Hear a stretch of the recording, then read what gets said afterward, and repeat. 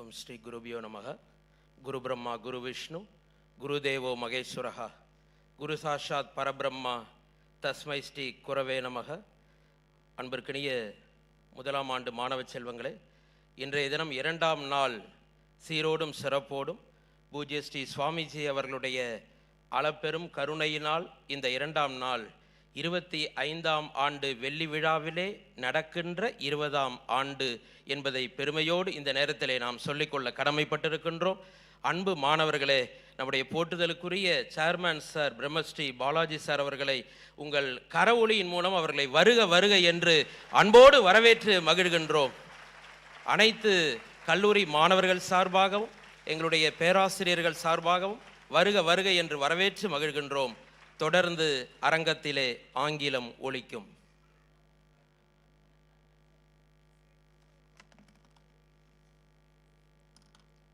Om Shri Gurubhyo Namaha. With my humble pranams to Swamiji, I greet the audience a pleasant and cultural morning. So, welcome you all to the second day of the 20th annual convention. My namaskarams to everyone. We are grateful to our Madam Chairperson bounteously for her invitation to the scholarly historian Dr. Chithra Madhavan every year to Manjakudi to unravel the enigma of Indian temples and our history. Dr. Chithra Madhavan, with her MA and MPhil in Indian history and doctorate in ancient history and archaeology, and with her 2 postdoctoral fellowships, possesses a fine acumen of temple architecture, iconography, and epigraphy. She has penned 9 books on the history and culture of Tamil Nadu, the South Indian Vishnu temples, the ancient and medieval India's Sanskrit education and literature, and the temples of Kanchipuram. She has edited and co-edited many books. One such is a book on sculptures published by Chithra Foundation. She has compiled books on the temples of Sri Rangam, Kanchipuram, and Sri Villiputtur. Pravesh, Rite of Passage, a book co-authored by her, was released by the Honorable Prime Minister of India. As a guest faculty, she is sharing her historical knowledge with the students of Chithra Foundation, Dakshina Chithra, the Asian College of Journalism, and IIT Madras. She is known for her conduct of regular heritage tours historically and archaeologically significant places around the world, as well as in India.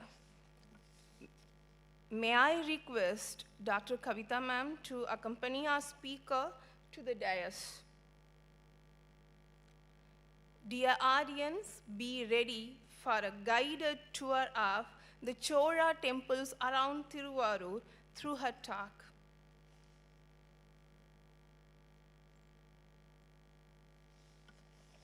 Madam, you can own the floor now, ma'am.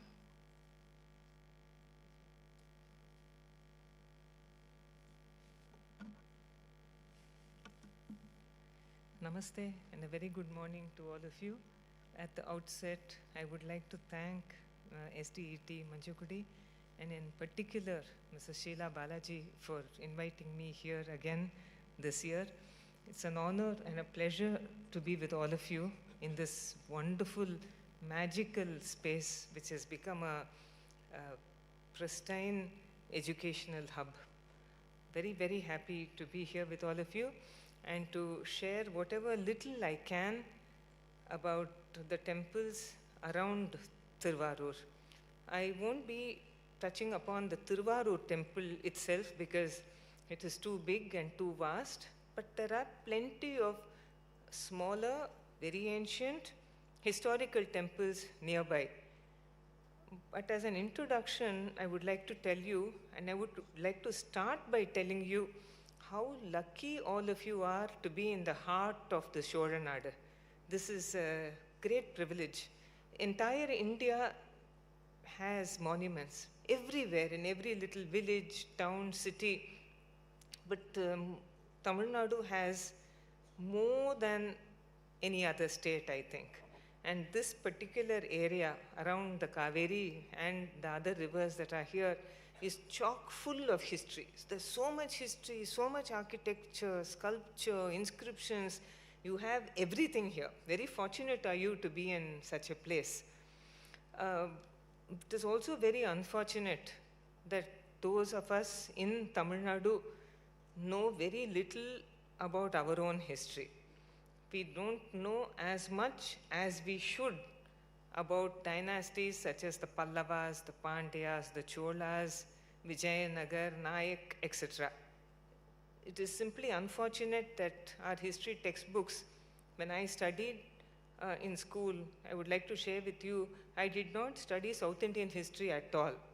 I didn't even know anything. I couldn't have told you even one name of a Pallava king or a Chola king when I was in school.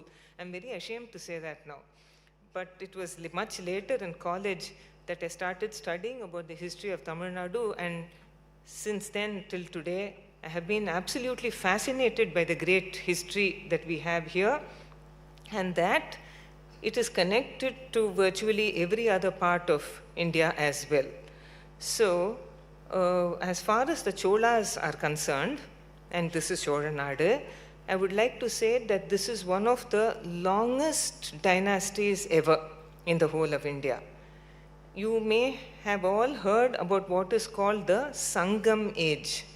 That started from approximately the 3rd century BCE and continued down to the 3rd century CE. The 600-year period is called by historians as the Sangam age. That is the earliest historical period in the history of Tamil Nadu. That is when we have inscriptions in Tamil, but here I want you students to understand it's a little complicated. I will come to the temples very soon, but I want you to understand one thing. The inscriptions in the Sangam period that we have found in Tamil Nadu have been written in the Tamil language, but that script, what was written, that script of that time was called the Brahmi script. From that Brahmi script, the present Tamil script has evolved over a period of, say, 2000 years and more. So the Tamil that you are writing today, the Tamil that I am reading today, the Tamil script came from a script called Brahmi. The Tamil language that we speak was there. That has also changed over time, but they spoke in the Tamil language in the Sangam period, but they wrote in a script called the Brahmi script. I hope that's clear. If you have any questions on this, we can always talk about it in the question and answer session. In this Sangam period that extended from the 3rd century BCE down to the 3rd century CE, there were 3 very great dynasties. They were called the Cheras, the Cholas, and the Pandyas. All of you have heard their names. The Pandyas ruled from their capital city, Madurai, the same Madurai that we know today. The Cheras ruled from a place called Karur, the present-day Karur, near Trichy, and then towards Kerala area. The Cholas ruled from a place called Urayur, which is now virtually a part of Trichy. Later, they shifted their capital to the famous Thanjavur. Later, they shifted their capital to a place called Gangaikonda Cholapuram. You will be very surprised if I tell you that among these 3 capitals, the first was Urayur, then was Thanjavur, and then came Gangaikonda Cholapuram. Thanjavur was for the shortest period the capital of the Cholas. If we think of the Cholas today, we say Thanjavur, Thanjavur. We are always connecting Thanjavur with the Cholas. But Urayur was their capital for a very long time. Later, Gangaikonda Cholapuram was their capital for a very, very long time. In between came Thanjavur, but that is when the Cholas seem to have become very popular. So, coming back to that point, Urayur was the capital of the Cholas for more than 600 years. And then after that period, when they were equal to the Cheras and equal to the Pandyas, something happened to the Cholas and their power went down. They continued to be in Urayur, but they became slightly weak kings. The Pandyas became very powerful in the south, and another dynasty called the Pallavas became very powerful in North Tamil Nadu. The Cholas in between, in the Urayur area, in this Chola Nadu, became a little weak. And they were always caught between the great wars of the Pandyas from the south and the Pallavas from the north. And then in the 9th century, something happened. There was a great king of the Cholas called Vijayalaya. He was ruling from Urayur, but this king was very brave and he was very unhappy with being that small king in Urayur. So he gathered up his small army and he defeated a chieftain in Tanjavur and he captured Tanjavur. From that time onwards, Tanjavur became the capital of the Cholas, and I don't know what happened. He just took an army with his son and defeated the Pallavas. Overnight, the Pallavas were defeated. So entire North Tamil Nadu also came under the Cholas. All this was in the reign of Vijayalaya and his successor, his son, Aditya Chola. So something drastically changed with the Cholas. They changed the capital.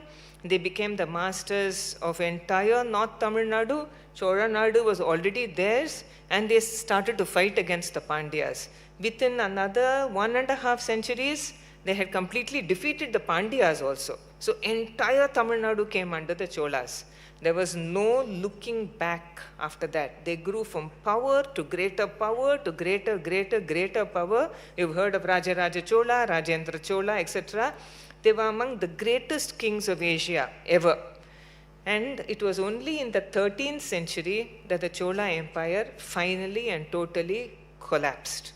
So we have datable evidence from at least the 3rd century BCE down to the 13th century CE. The Cholas ruled over Chola Nadu. In between, the Pandyas took over, but mostly it was Chola supremacy in this land. What have the Cholas left behind for you and me today for us to call them so great? And how do we know about all the greatness of the Cholas? Much of the information that we have about the Cholas come from temples such as these, because of their architecture, because of the sculptures that they have left behind, and also because of the inscriptions. You can see the inscriptions on the temple walls. I'll show them to you. They give us a lot of information about the Cholas, which is why we are able to talk about them, we are able to write about them, we are able to make documentaries about them. It's all because of the information that we have. Literature is there, but the inscriptions and the sculptures and the architecture speak to us so much about the Cholas. So let us start with this temple. It's called the Akshayalinga Swami temple, very, very close to where you are. It's Kivalur for the locals. And here you have the main deity is Akshayalinga Swami. He's a Swayambhu Lingam. There's another thing that I want to say. Whenever you're saying that this is a Chola temple, yes, it is a Chola temple because it is in Chola Nadu, because the Chola kings have already contributed to it. But as far as 99.9 temples of Tamil Nadu are concerned, you cannot say the entire temple belongs to any one dynasty. If you go to North Tamil Nadu, near Kanchipuram, if you say this temple is a Pallava temple, historians will agree. Yes, it is a Pallava temple, but it is not 100% a Pallava temple. If you go to Madurai, and you are going to call the Meenakshi temple a Pandyan temple, yes, it is a Pandyan temple, but again, you are not 100% correct, because to each and every temple in Tamil Nadu, with a few exceptions only, all these temples have been added to at later times by later dynasties. So the Vijayanagara rulers came much after the Cholas, they added something. The Nayak rulers came after Vijayanagara, they added something. The Marathas came and ruled over the Tanjavur area, they also, I'll show you Maratha architecture, they have also added. They have added to the festivals, the rituals, the inscriptions, everything. So no one temple can be called 100% Chola, though it is Chola. So this is the Akshayalinga Swami temple. Most of it is a Chola period temple. I'll just show you the Gopurams first and then we'll go into this. This temple was visited by Appar. You may all have heard his name.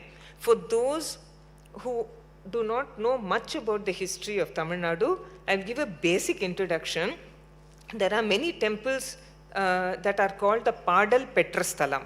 Most of them are in Tamil Nadu, a few are in other places in North India, in Sri Lanka also. A Padal Petrasthalam is a temple to which a Nayanmar has come and has sung about the greatness of Shiva there. A Nayanmar is a very great Shiva Bhakta.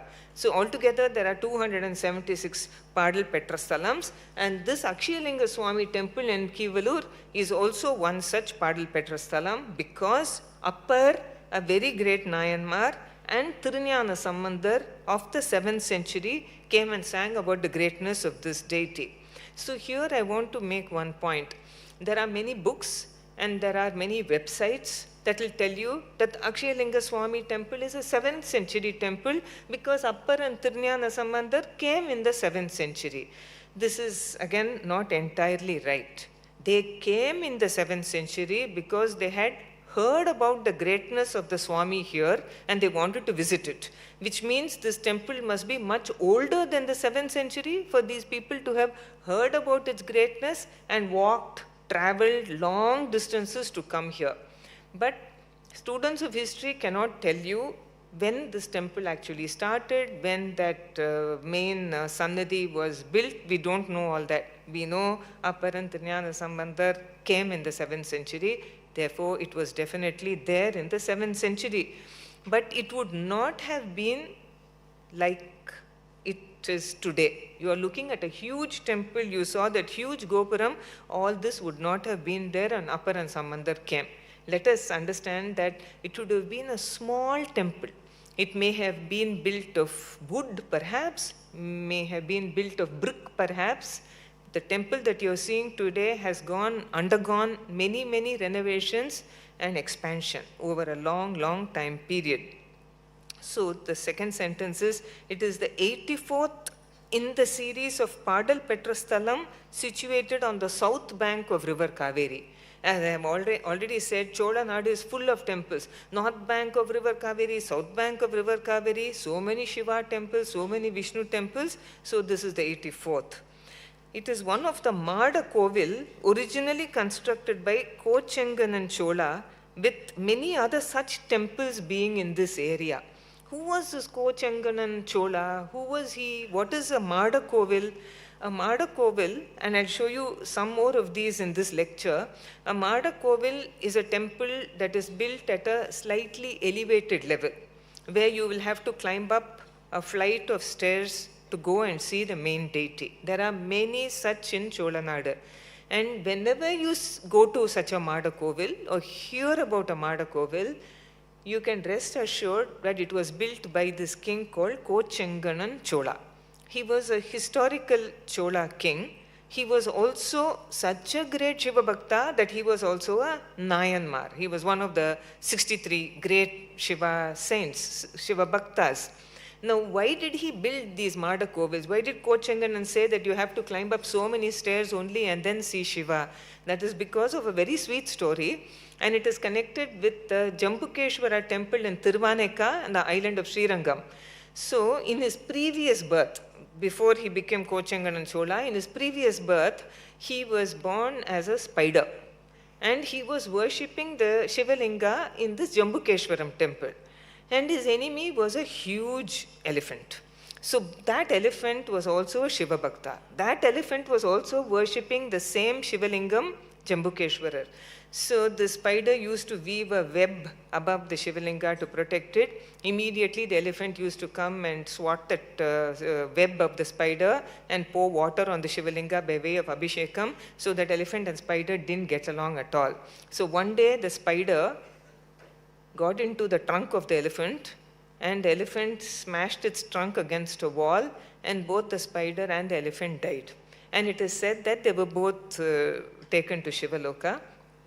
That spider was reborn as Kochenganan Chola, as a mighty king of the Chola dynasty, but he was so scared of these elephants that he built a temple at a high level so that an elephant will not be able to climb up. So that's the story of these Mada Kovils. Most Mada Kovils are Shiva temples because Kochenganan Chola was a Shiva Bhakta as a spider and as a king also. But there are, I think, a couple of Vishnu temples which are also Mada Kovil built by Kochenganan. So in this temple, this Akshayalinga Swami temple, I'll show you the photograph. There are many steps to reach the main shrine, and the small hillock on which it is situated is called Chithra Kootagiri. That is the name given to it. So this is a sculpture of Appar Swami. This is not a sculpture from this temple, it's a sculpture from some other temple, but I want you students to know how to identify this very great Nayanmar called Appar. If you want to see a sculpture of Appar, he will look like this. There will be always something on his right shoulder, leaning against his right shoulder. It is something like a spade, because Appar was such a devout Shiva Bhakta. Even in his advanced age, old age, he used to go from Shiva temple to Shiva temple cleaning it. Urvarar Pani.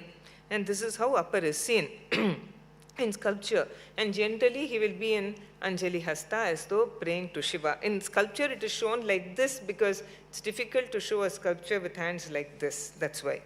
The other great Nayanmar who came to the Akshayalinga Swami temple is Tirunjana Sambandar. Tirunjana Sambandar was a baby when he was blessed by goddess Parvati, and then immediately he started to sing and to compose. In sculpture, in temples when you see him, or in museums, wherever you see Tirunjana Sambandar, most times he'll be shown like this. One finger pointing and as though he's dancing and singing. And because he was always dancing and singing throughout his life, composing about God Shiva, ecstasy he was in, and that pointing finger is very important because it's actually pointing to Parvati. And there is a small story which I will tell you so that you will understand the sculpture better and you will know more about Tirunjana Sambandar. In a place called Shirhari, his parents, Tirunjana Sambandar's parents, went to have a bath in the temple tank. And they left this little baby standing there. The baby was very hungry and he was crying for his mother's milk. Goddess Parvati could not stand it, so she came down with Shiva and she gave him milk. That's called Jnanapal, and immediately this child was able to sing and dance. When the parents came back and they saw a lot of milk on his face, they asked him where all this came from, and he pointed in the sky to Parvati, and Shiva and Parvati gave darshan. So that is the pointing finger. If you go to any museum, you will see Krishna dancing, Balakrishna, baby Krishna dancing. You will also see Tirunjana Sambandar, young child dancing. You will not know the difference between Tirunjana Sambandar and Krishna. I have seen museums where they wrongly labeled one as Tirunjana Sambandar and another as Balakrishna. The difference is that Krishna will not have a pointing finger and Tirunjana Sambandar will. So that is the reason. Krishna has nothing to point at and Tirunjana Sambandar has. That's the reason between the two. So according to the Sthala Puranam of this temple, that is the Akshayalinga Swami temple, Shiva was worshipped by Subramanya, his son here. And Subramanya is said to have constructed this temple with the help of Indra. And there is a sanctum for Indra inside this temple, which is rare. Here also I want to pause and tell you that in Tamil Nadu, in the Sangam period, the worship of Indra was very, very popular. We have Sangam literature telling us about a particular festival called the Indra Vizha. But unfortunately, the cult of Indra disappeared after some time, and very rarely do you have sanctums for Indra.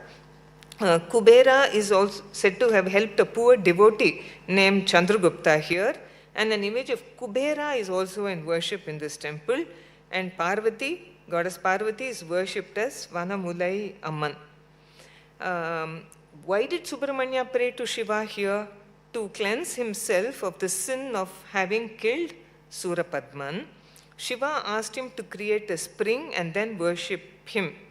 The tank, that is the kulam, the water body in the temple tank called Sharavana Poigai is on the east side. I'll show it to you. It's a beautiful Pushkarini, kulam. And when Subramanya began to start his penance, tapas, in this temple, many evil spirits came to disturb him. He sought the blessings of his mother, goddess Parvati, who came as Anju Vattattu Amman. You all know Tamil. Anju is 5, Vattam is face, direction. Anju Vattattu Amman, covering the 4 directions and sky, and protected her son. You know, 4 directions. Here, sky also she protected from evil elements to disturbing her son. On the Gopuram, as we are entering the temple, on the Gopuram, there are very many sculptures. To understand this, we need to go back. Whenever you see a sculpture like this is Shiva dancing inside a kind of an oval space. You will see this in almost every temple. Either it will be on the Gopuram or it will be a stone sculpture on a pillar. Somewhere or the other, you will see this. If there are any dancers in this auditorium, they will relate to this immediately. All dancers strike this pose at one time or the other. This is called Gaja Samhara Murti, when Shiva killed Asura, a demon, who came in the form of an elephant. So what Shiva did is he got into the elephant, and from inside he tore that elephant. And that is called Gaja, elephant, Samhara, destroying Murti. This of course is Durga as Mahishasura Mardini, Nataraja. So many sculptures are there. This is Shiva and Parvati together. Another name for Akshayalinga Swami is Kediliyappar, and this is the temple tank. Right in front, you can't miss it. It's a huge water body that you see. Chola Nadu, I must say, has some of the biggest and most beautiful temple tanks, kulams, of all over Tamil Nadu. And because you have lots of water here, the temple tanks are almost always full. We understand the temple tank is a necessary part of every temple. According to the scriptures that are called the Agama Shastras, every temple should have a tank. That is for religious value. I agree, it must have. Other than the religious value, I would like you youngsters to understand how our ancestors were so wise that they said that this is a dry part of the country, we must save as much water as we can. So they created not only tanks inside temples and outside temples, but so many other kulams outside, so that when it rained, the water would come into the tanks and they would remain full for the rest of the year for people to use. Suppose the year after that there was no rain, still these water bodies would have plenty of water. I also want you to understand that in many of the temple tanks you have lotuses or lilies blooming so beautifully, and the flowers are taken for the worship of the god inside. That is one use, 100% that is one use. Another use is that the leaves of these flowers are so flat and wide, and sometimes you can see them covering the entire surface of the temple tank. It is also to prevent evaporation and to keep the water there. That's also a scientific reason other than the religious factor that is there. So this is called Sharavana Poigai, this tank. It's quite big. Some of the biggest temple tanks in the world are all in Chola Nadu. One is in Mannargudi, the other one is in Thiruvarur, one is 35 acres, one is 25 acres. These are the biggest that you have. So we go past the Pushkarini, we are going into the temple, and at the doorway, as you are entering the Gopuram, you have this lady on one side and you will have another lady on the other side. This is from the Chola period itself, this started, but not much. The practice of having these two ladies on either side of the Gopura Vasal In the Vijayanagara times, after Chola, this became very, very, very common. Now these ladies, some of you may already know it. I have said this in many, many of my lectures. These ladies are actually the river goddesses Ganga and Yamuna. I know we are in Kaveri country, but these goddesses are Ganga and Yamuna. And how we know that is because what they are holding in their hands are creepers, kodi. They are holding them to show that they are river goddesses. So why should Ganga and Yamuna be there on either side of Gopuram? Why should we see them? It is necessary for us to see them while we cross. It is necessary for us to understand that they are Ganga Devi and Yamuna Devi. Why should we do that? Because these are pure waters, and as we go through them, we are supposed to cleanse ourselves. We are going in clean. We generally have a bath before going into a temple. We are physically clean. What about our minds? Who is to clean it? So when we go through the rivers, Ganga and Yamuna, these holy rivers, these sacred rivers, we remove all the evil thoughts, leave it behind, go into the temple premises very pure, mentally, physically, every way. So that's why Ganga and Yamuna are there. The other reason is they represent water. Without water, what are we? We can't have agriculture. If there's agriculture, there is nothing to eat. There is no prosperity. We will starve. So we are worshipping the river goddesses as we go in. Another set. In case, if you look at a big Gopuram, please start noticing, students, when we go through a big Gopuram, you will have Ganga and Yamuna on either side. If you go a few steps more, interior of the Gopuram, again you will have Ganga and Yamuna. Just to remind you, in case you are still impure, still going in, clean yourselves again and then step into the temple premises. Okay, so all this. Go through this Gopuram, there is one more Gopuram. This is a huge temple. It's a very, very big temple. This is the outer Prakaram, and there is an inner Prakaram as well. So outer Gopuram is this, inner Gopuram is much smaller. There is a Mantapam, and then we'll go through this. A temple in active worship, all the daily rituals, festivals, utsavams, everything is happening. All the Nayanmar's Devaram also written here in case you want to study them. And then we go, tall Dvajastambham is there. We go past the Nandi. So this is how much you have to climb to go to the main sanctum. This is how scared Kochengan and Chola was of elephants to have built the temple like this. So we climb up to go to the main sanctum. From there you have a beautiful view of every part of the temple. So one of the important traditions of the Akshayalinga Swami temple is that God Shiva Nataraja is said to have danced with his right foot raised for Rishi Agastya. Agastya had darshan of Nataraja here.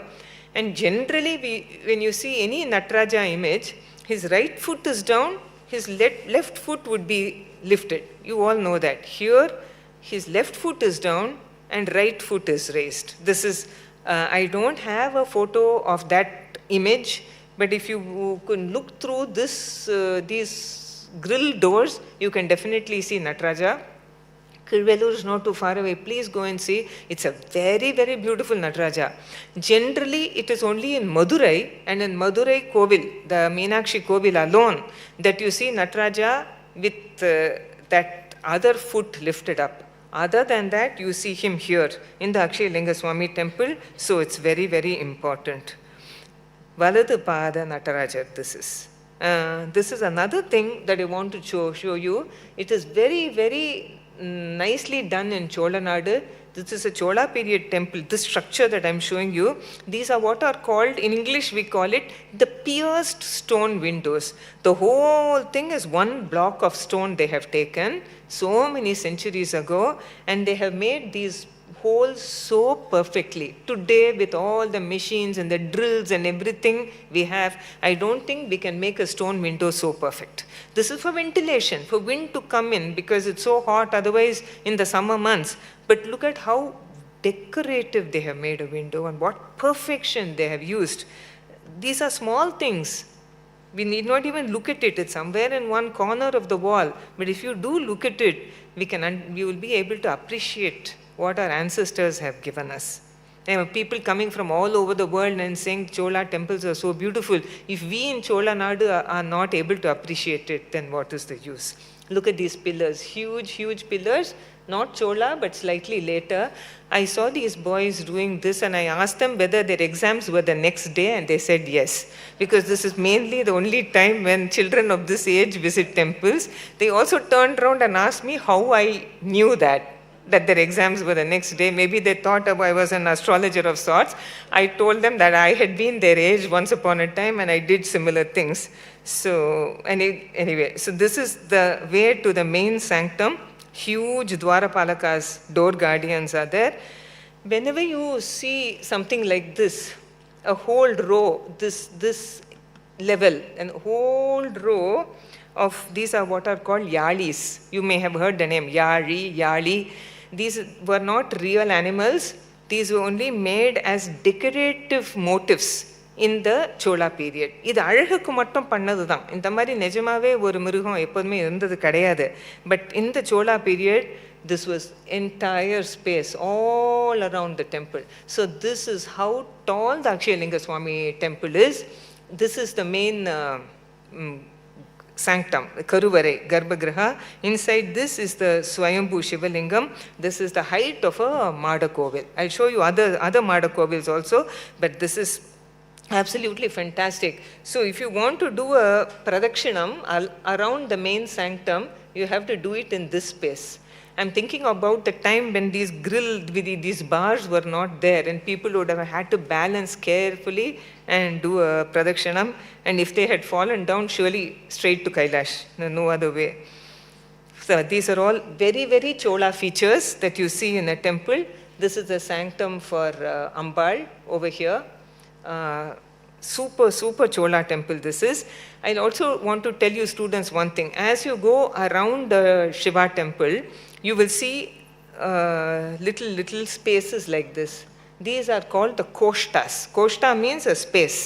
And if the Shiva temple is east facing, if it is east facing, most of them are east facing, you will see Ganesha, Dakshinamurti, Mahavishnu, Brahma and Durga as you go around in a clockwise manner. This is the order in which they are usually.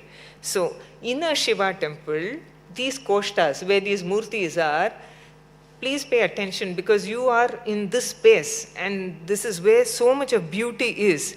Above the koshta, you will also have some decorations like this. Some of them you can easily identify by yourself. There is no need for these sculptors to have made all these designs. No need.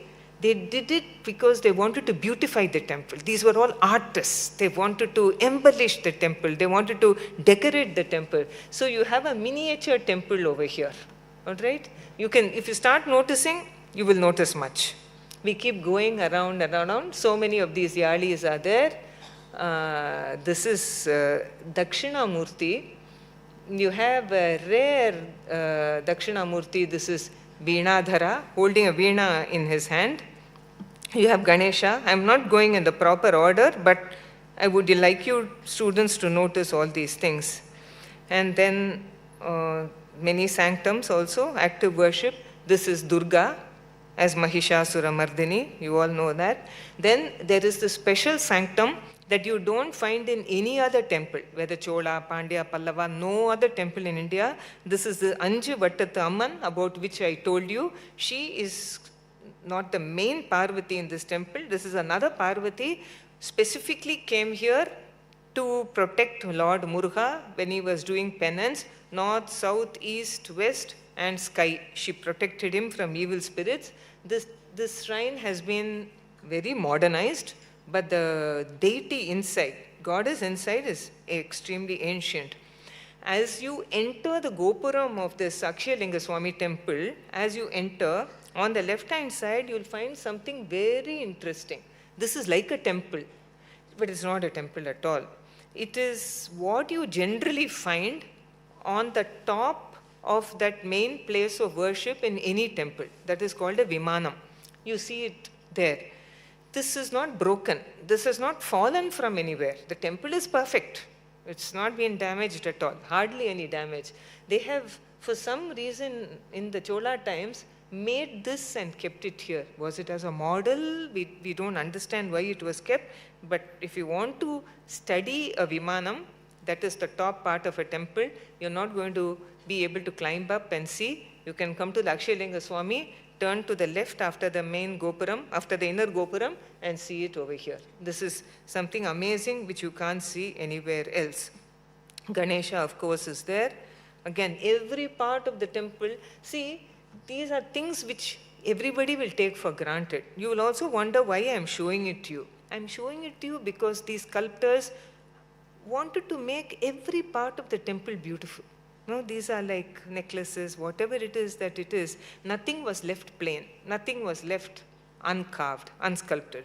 Look at this. Why should they do this? This is one yali, and out of the open mouth of the yali, one warrior is coming out. It takes time, it takes patience. You have to be very good at your craft to be able to do all these things. It's everywhere. Nayanmargal, the 63 Nayanmars are there in a row in worship in the Akshayalinga Swami temple.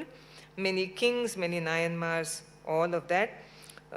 Sculptors of the Chola period and later times also had a sense of humor also. So there are monkeys, all things of the world are there. Stalavriksham, here is the Ilandai Maram. It is still there in this temple. And I want to tell you that our ancestors decided that each temple must have one Stalavriksham.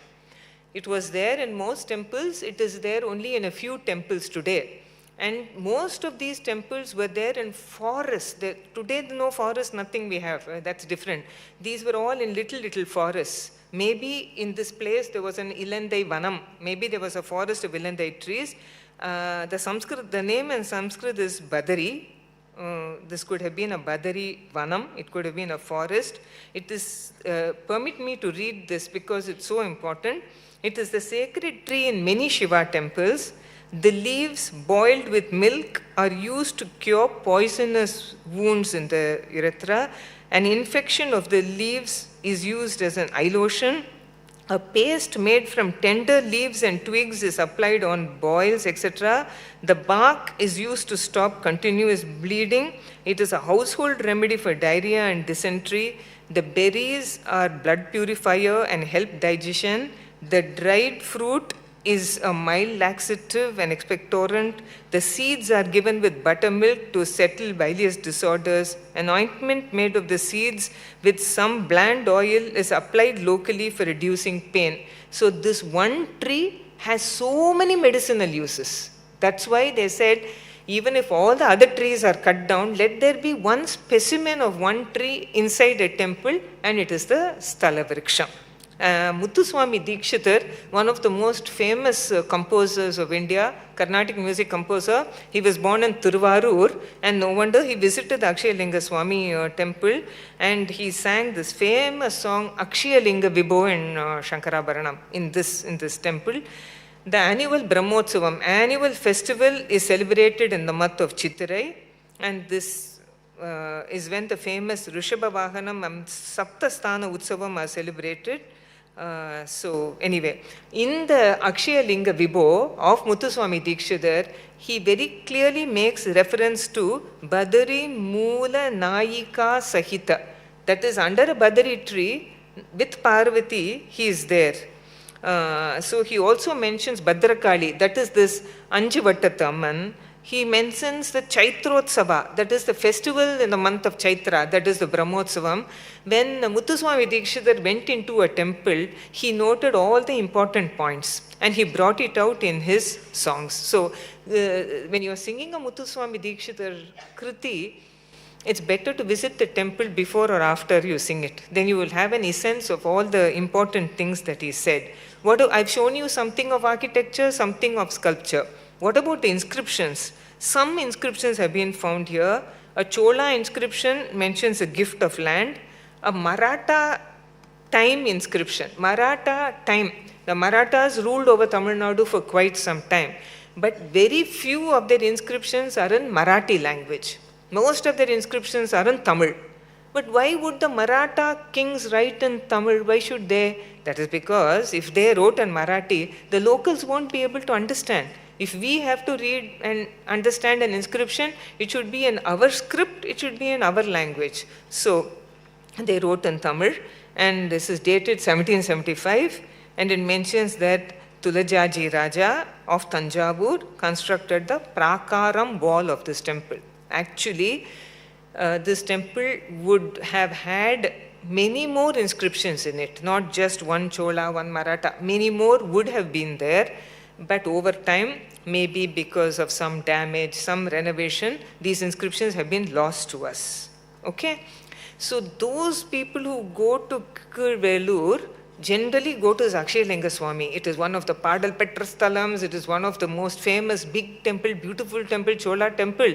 Within walking distance, there is a Vishnu temple, but nobody goes there. This is called the Yadava Narayana Perumal temple. I don't have inscriptions to talk about it. Much of the architecture is new. This is a modern Gopuram. The temple has been completely modernized, but still I want to tell you that there is a nice Vishnu temple very close to the main Akshayalinga Swami temple. So if you visit the Shiva temple, please visit the Vishnu temple also. This is the Paramapada Vasal, which on Vaikuntha Ekadashi day I hope will be fairly crowded. So we'll do a quick round of this and then we'll go to Kodavasal, right next door.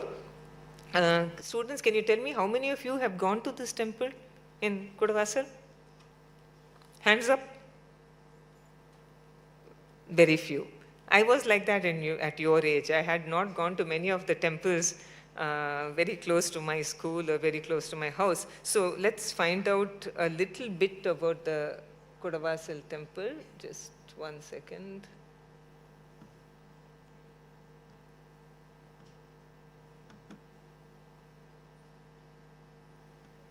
It's called the Koneshwarar temple. This temple is one of the Mada Kovil constructed by Kochenganan. This is also a Mada Kovil, like Akshayalinga Swami. He is known to have constructed a large number of Shiva temples. I'll go fast. Kodavasal has 2 temples, one for Vishnu and one for Shiva. The Vishnu temple is called the Srinivasa Perumal temple. That is an early Chola temple. That Vishnu there is one of the oldest Vishnu temples of the Chola period, and the Shiva temple where the deity is called Koneshwarar or Konanathan. It is a Padal Petrasthalam visited by the Nayanmars, and Tirunjana Sambandar of the 7th century came to the Kodavasal temple. Give me 1 second. And the Shivalinga in the main sanctum, worshipped as Koneshwarar, is said to be Swayambhu or self-manifested. That is, nobody made that Shivalinga, it came by itself. It is traditionally believed that it was to Kumbakonam, close to Kodavasal, that a pot of Amrita containing the seeds of life came floating down after Pralaya. You all have heard of something called Pralayam. It came much earlier at one point of time in this world. When that pralayam came, the waters destroyed everything. But it is said that one pot of nectar came, and it came and settled down in Kumbakonam. That is why it's called Kumbha. Kumbha means pot. It is said that Shiva took the form of a kirata or a hunter, shot an arrow at the pot, and it broke into several pieces, each piece falling at a different place. The rim of the pot, that is the top part of the pot, fell in Kodavasal, and this is where this temple is situated today. Goddess Parvati here is called Periyanayaki, she is called Brihannayaki, and God Muruga, enshrined in this temple, has been praised by Arunagirinathar, the 15th century devotee. So Tirunjana Sambandar came in the 7th century, Arunagirinathar came in the 15th century. See, if this temple had not been very sacred, these people would not have traveled long distances and come. Okay? 7th century Tirunjana Sambandar, 15th century Arunagirinathar. You generally know, you students know that Garuda is associated with Vishnu. You will see Garuda in every Vishnu temple, but you will see a Garuda in your Kodavasal temple. So there is a rare image of Garuda worshipping a Shivalinga in this temple.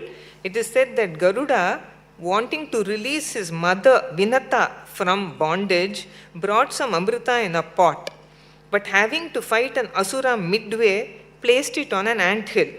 When he dug up the anthill to find this pot, he found the Koneshwara Shivalinga inside, which he worshipped. So these are some of the Utsava Murtis in worship. It is a temple where all pujas are going on, in one separate Sannadhi like this, you will see Garuda clearly worshipping a Shivalinga. This is the Koneshwara Shivalinga. This is the Sthala Puranam of this temple. The only temple I know where Garuda worships a Shivalinga. Just to show that we are all united, nothing else. And this is the top part of the Vimanam of this temple, underneath which is the Shivalinga. This is the Prakaram of this temple. If you do a Pradakshinam along this Prakaram, you will see a lot of dance sculptures. So why should there be dance sculptures in any temple? If you go to the Brihadishwara temple in Thanjavur, that main temple, you will see lots of such sculptures. Music and dance, Sangeetam and Nrityam were part of everyday worship in a temple. Today it's not like that. Today we light a lamp. ஒரு விளக்கு ஏற்றுறோம், ஒரு ஊதுவத்தி ஏற்றி வைக்கிறோம், அதெல்லாம் நம்மளுக்கு தெரியும். சுவாமிக்கு அபிஷேகம் பண்ணுறோம். All that is common. But in those days, there was so much money in a temple that every day there was music for the god, there was dance for the god. Musicians and dancers were part of the employees of the temple. They were given money. They didn't work free. They were given money, they were paid, they were honored. If you go to the Thanjavur Brihadishwara temple, there is a very, very long inscription that tells you that 400 dancers were working in that temple, 400. And the names of each of the dancers are given in the Thanjavur temple. The other temples are much smaller, but each temple had dancers, each temple had musicians. I repeat, they were all honored. They had titles. The inscriptions also give the titles of these great artists who worked over here. And Thanjavur, surrounding areas, Thiruvarur, surrounding areas have been the hotbed of music and dance. Inga dhaan naraiya music, naraiya dance. Thiruvarur Kovil avlavu vishayam irukku about music, dance, etc. If I have time, I'll tell you about that also later. Therefore, it is not at all surprising to see these sculptures of musicians and dancers. Now you're saying, there's one dancer here and there's one dancer here. Is this acrobatics? No. See, these sculptors had a sense of movement. Suppose, just think of yourself as a sculptor. I am the king. I am asking you to carve a dancer. Can you ask a dancer to pose for you to stand like that for 2-3 hours? She will not pose like that. So these sculptors themselves knew something of music and dance. They must have. Otherwise, they could not have done all this. This is not two different dancers. This is one lady. 1 minute she is dancing like this, the other minute she is doing that. You are seeing a sculpture in movement. If you are talking about graphics, this, that, they have done all this. So she is dancing like this, next minute she is dancing like that. That's what you are seeing over here. You are seeing movement. And that these great artists have done. Not one sculptor has left his name behind. That's another thing. The entire row is full of dance sculptures. You can learn about the costumes of those times, the jewelry of those times, dance movements, everything. The Kodavasal temple has much for us to see. So this is how much you will have to climb to go into this and worship the main Shivalinga. Once again, you have another sculpture of Garuda worshipping a Shivalinga just as you go inside. So you have a lovely Chola temple here, right next door. There are some inscriptions as well. So here you have a sculpture of image of Sundaramurti Nayanar and his wife Paravai Nachiyar. This Sundaramurti Nayanar was born in Thiruvarur. He was a very great Nayanmar. And he used to sing about so many Shiva temples all over Tamil Nadu and elsewhere. His wife was Paravai, and she was a great dancer and belonged to the Thiruvarur tradition. And they are worshipped in this temple as well. Dvajastambham. I took these photographs when this temple was under renovation. You have all these sculptures. And the important festivals here are Thiruvadurai in Marhari and Mashi Magam. The Stalavriksham, the sacred tree, is the Vazhamaram. Plant Vazhamaram, how can this be a sacred tree, you're asking? Every part of the Vazhamaram is used for us to eat. It is used in Ayurvedic medicine, so many things. So Stalavriksham, and the temple tank is called Amrita Tirtham. This is the Amrita Tirtham in connection with Garuda and the pot of Amrita. We'll go to one more temple. This is the Bhaktavatsala Perumal temple in a place called Thirukkannamangai, also very close to Thiruvarur. This is a Vishnu temple, Perumal temple, and we have seen 2 Shiva temples. So now we'll have a look at a Perumal temple, which is a Divya Desham. Just like you have 275 Padal Petrasthalams, that are Shiva temples that have been sung about by the Nayanmars, you have 108 Divya Deshams, which are Vishnu, not just temples, but places sacred to Vishnu, sung about by the Alvars. You have 63 Nayanmars, you have 12 Alvars, all right? So why I am saying that all the Divya Deshams are not only temples is because there is also a forest called Naimisharanyam in North India, to which the Alvars went. Not a temple, but entire forest is considered a sacred spot for Vishnu. Again, in Rajasthan, there's a place called Pushkar. It's a huge lake. And that also the devotees of Vishnu considered very, very sacred, and that lake is worshipped. So, but all the others are mostly temples, and the Alvars went there and sang about them. One more thing I would like to tell you students is that not all the Nayanmars, all the 63 did not go to temples and compose about God Shiva.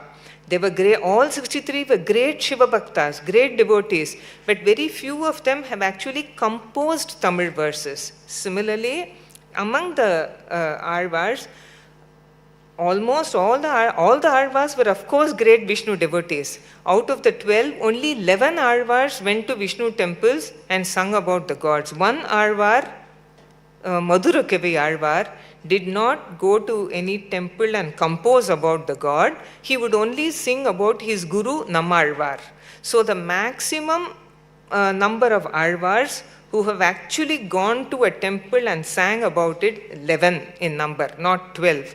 And that one temple to which all the 11 Alvars have composed verses is Sri Rangam, Ranganatha Swami temple only. The Tirupati temple now, which is far more famous than the Ranganatha Swami temple in Sri Rangam, only 10 Alvars went. Anyway, that is an extra piece of information. To the Bhaktavatsala Perumal temple in Thirukkannamangai, only Thirumangai Alvar came. Thirumangai Alvar belongs to the 8th century. A Pashuram is a verse by an Alvar, Tamil verse. The principal deity, the main image, is in a standing pose facing east. He is 14 feet in height, huge image, and he is under the Utpala Vimanam. Rishi Markandeya and god Varuna are seen in the main sanctum. This is very rare. The main stone image of Lakshmi is called Thirukkannamangai Nayaki, and the Utsavamurti of Lakshmi is called Abhisheka Valli. These are uncommon names. And Bhaktavatsala Perumal is said to have married this goddess in a mandapam inside this temple. Incidentally, this Thirukkannamangai, this temple, is one of the 5 Krishnaranya Kshetrams. There are 5 such temples in Tamil Nadu, the other 4 being in Tirukovilur, Thirukkannapuram, Kapisthalam, and Thirukkannangudi. 3 are in Chola Nadu. They are, most of them, not all, this is a mistake, most of them are located near the river Kaveri and her tributaries. I just skip this. Inscriptions, you have so many inscriptions. This is how we know about the greatness of the temple. One belongs to the Chola times, damaged unfortunately. Another dated 1583, that is a Vijayanagara inscription, mentions a feeding house. That is where people could actually come and eat in the temple. It was called Ramanuja Kootam. While one more inscription mentions the abolition of taxes and dues on the lands belonging to the Bhaktavari Perumal. Today he is called Bhaktavatsala. He is also called Bhaktavari. In olden times he was called Bhaktavari. Anyway, many other inscriptions. I won't bore you with that. The Sthala Vriksham is the Mahilamaram. And the image of Garuda here, of course all Vishnu temples have Garudas. Garuda here is known as a, what we call in Tamil as Varaprasadi, bestower of boons. He is specially regarded in this temple. This is a very huge temple tank. Very big temple tank in this temple. It is still somewhat of a small village. Main Gopuram, Dwajastambham is there, in active worship. Some parts of the temple have Maratha connections. All this was built by the Marathas. This is the main Vimanam under which the main deity is enshrined. It's a huge, huge temple, like many of the other temples that I have showed you. All these are part Chola sculptures of other. This is also a Maratha period sculpture that you, monument that you have here. The Marathas, we must remember, have also contributed substantially to the temples of your Chola region. Andal, definitely, this is her sanctum. Paramapada Vasal, which during the Vaikuntha Ekadashi is used in this temple, and parts of it have been modernized also. Hayagriva is a god of education, of wisdom. Vishnu is a god of wisdom. Whenever you go to a Perumal Kovil, if you see Vishnu with a head of a horse, please understand that that god is called Hayagriva, and he is a god that you students should also worship. Kodanda Rama Sannadhi is also here, and very quickly take you through other parts of this temple. And then we are going to another one, not too far again from where you are. Very interesting temple. This is Chaturanga Vallabhanadar temple in a place called Puvanur. Puvanur is close to Mannargudi. You can go from Thiruvarur, you can go from Manchakudi also. So this is how far it is. Puvanur to Thiruvarur, 42 minutes, 33 kilometers, not much at all. Where are you? Here. So it is much closer for you to go to Puvanur. Please go. Very, very interesting temple, especially for those who are fond of the game of chess. So it says that Thirupuvanur, a small village near Mannargudi, has a Shiva temple where the lingam is worshipped as Chaturanga Vallabhanadar. Chaturanga is an ancient name for chess. Chess is one of the most ancient games of the world, and in India we knew it from a very, very long time back. We are proud to say that. And the Sthala Puranam, or the traditional story associated with this temple, states that a princess excelled in chess, Chaturanga, and her father decided to give her in marriage only to a man who could defeat her in this game.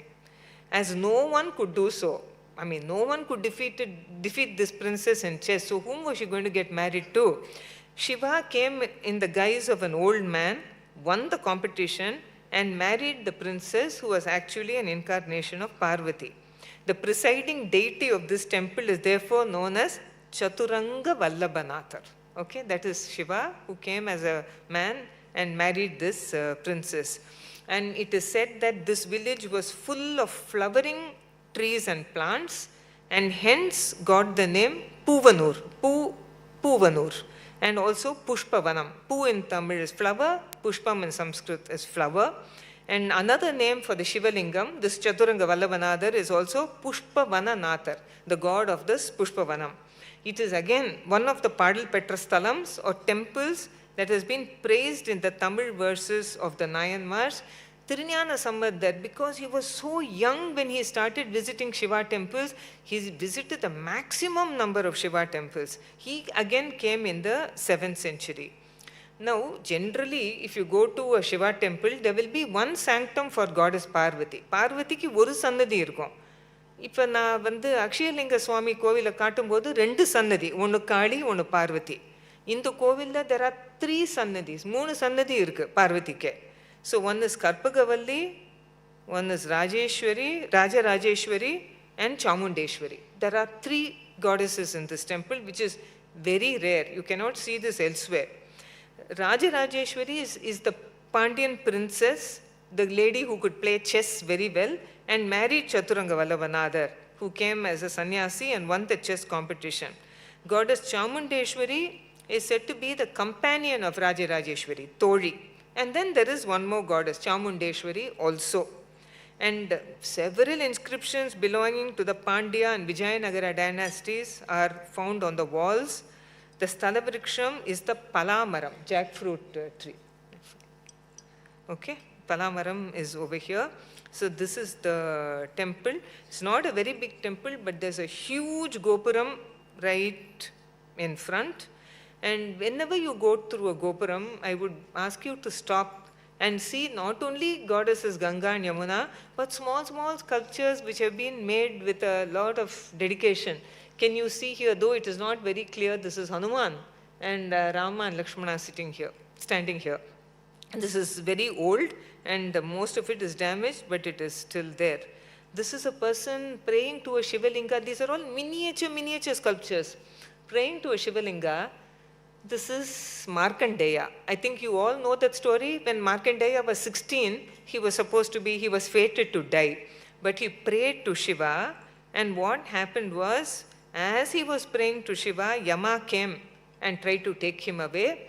But Shiva destroyed Yama and saved Markandeya, and it is believed that Markandeya continues to live in the age of 16 forever. There is also another thing I want you to see while visiting a temple. In the Gopuravasal or somewhere inside as you go in, you will see sculptures like this. You don't care to notice them. What is the small thing sitting here? And I don't know, he's holding something, he's fat, he's short, I don't want to see him. But don't miss him. Because if I tell you what he stands for, you won't want to miss him. And anyway, he's looking at you all the time. So you must also repay this thing and look at him. So if you see someone fat and short like this on one side, there will be someone fat and short like that on the other side.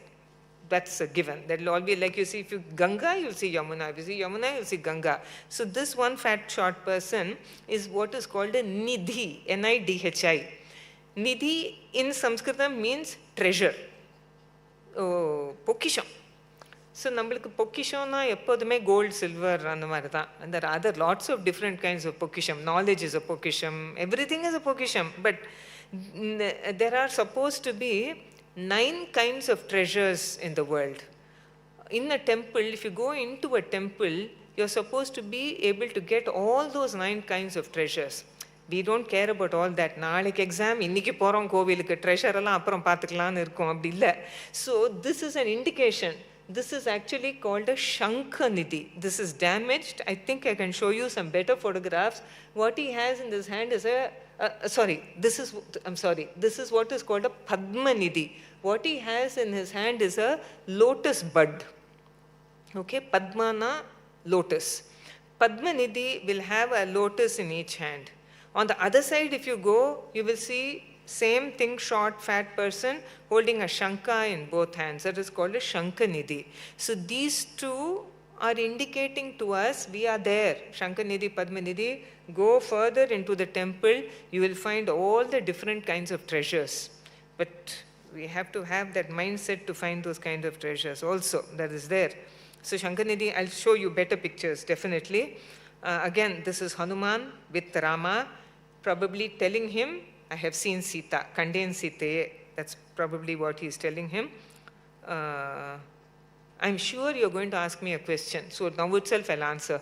Why are there Rama sculptures in a Shiva temple? Why are there Krishna sculptures in a Shiva temple? It is always there. The story of Rama and Krishna are so popular, you find them in Shiva temples also. All these lovely sculptures in the Gopuram, we pass by and we are going in. See, again, these are little things that we miss and we shouldn't.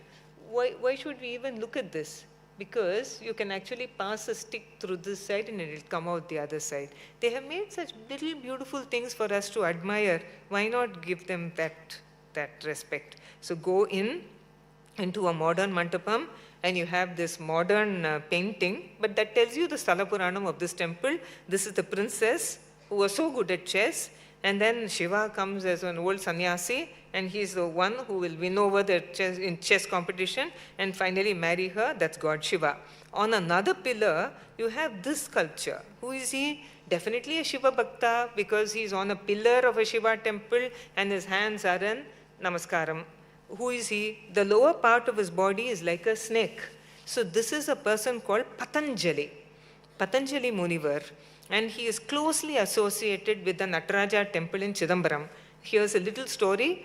Today, when you go to Chidambaram, you're only seeing Nataraja. That's a great god over there. Initially, there was no Nataraja in that place. There was only a Shivalingam, stone Shivalingam.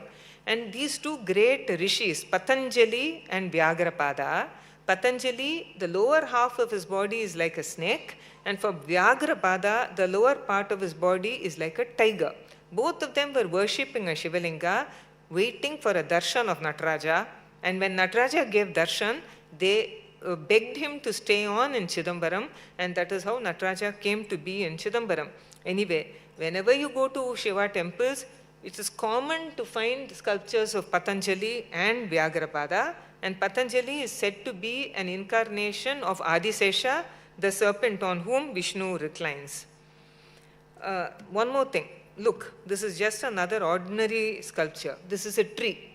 But you know, these textile weavers, you have textiles in the Chola Nadu, you have them in Thiruvarur and other places.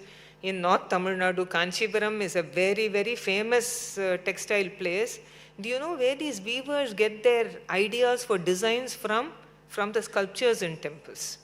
You know, Kanchipuram is full of temples, full of sculptures. Chola Nadu is full of sculptures. So if you suddenly find this on the pallu of your sari, don't be surprised. So this is the inspiration.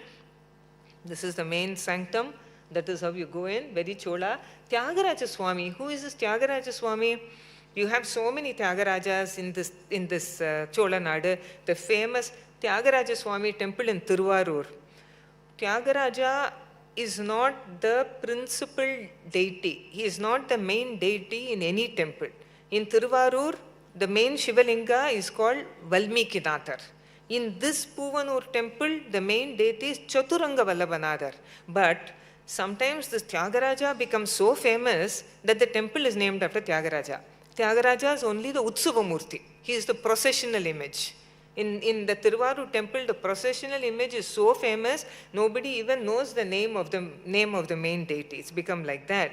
So again, these are, as you go around, you will see every part of this temple is very, very Chola.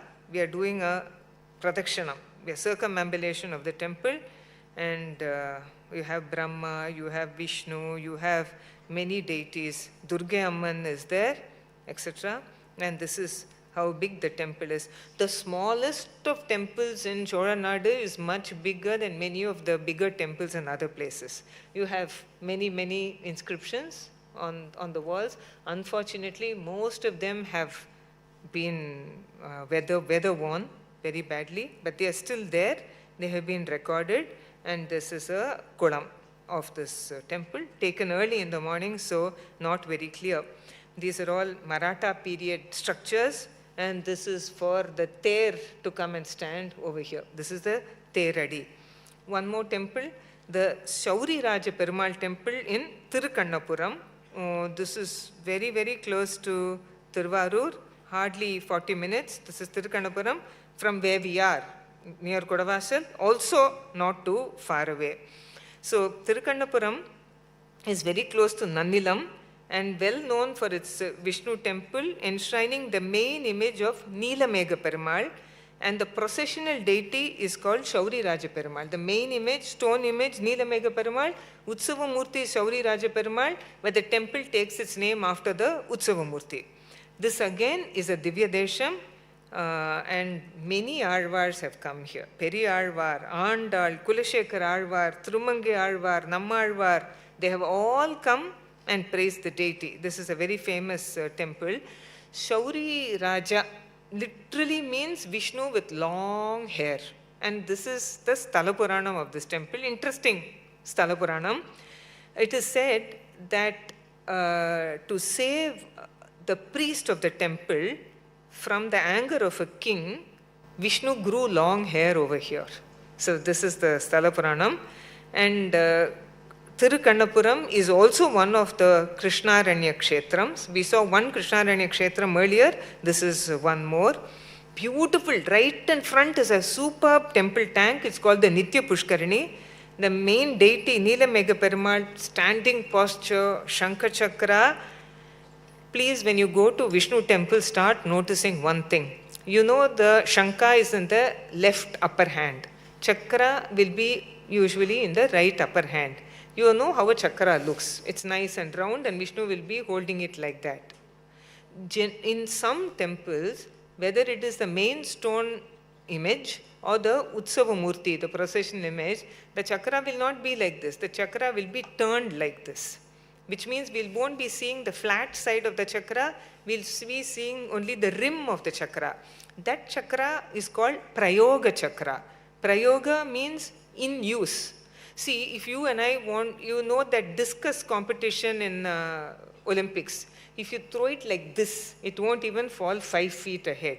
If you throw it like this, it will skim through the air and land. So when Vishnu is a Shanta Murti, when he is blessing us, the chakra will be like this.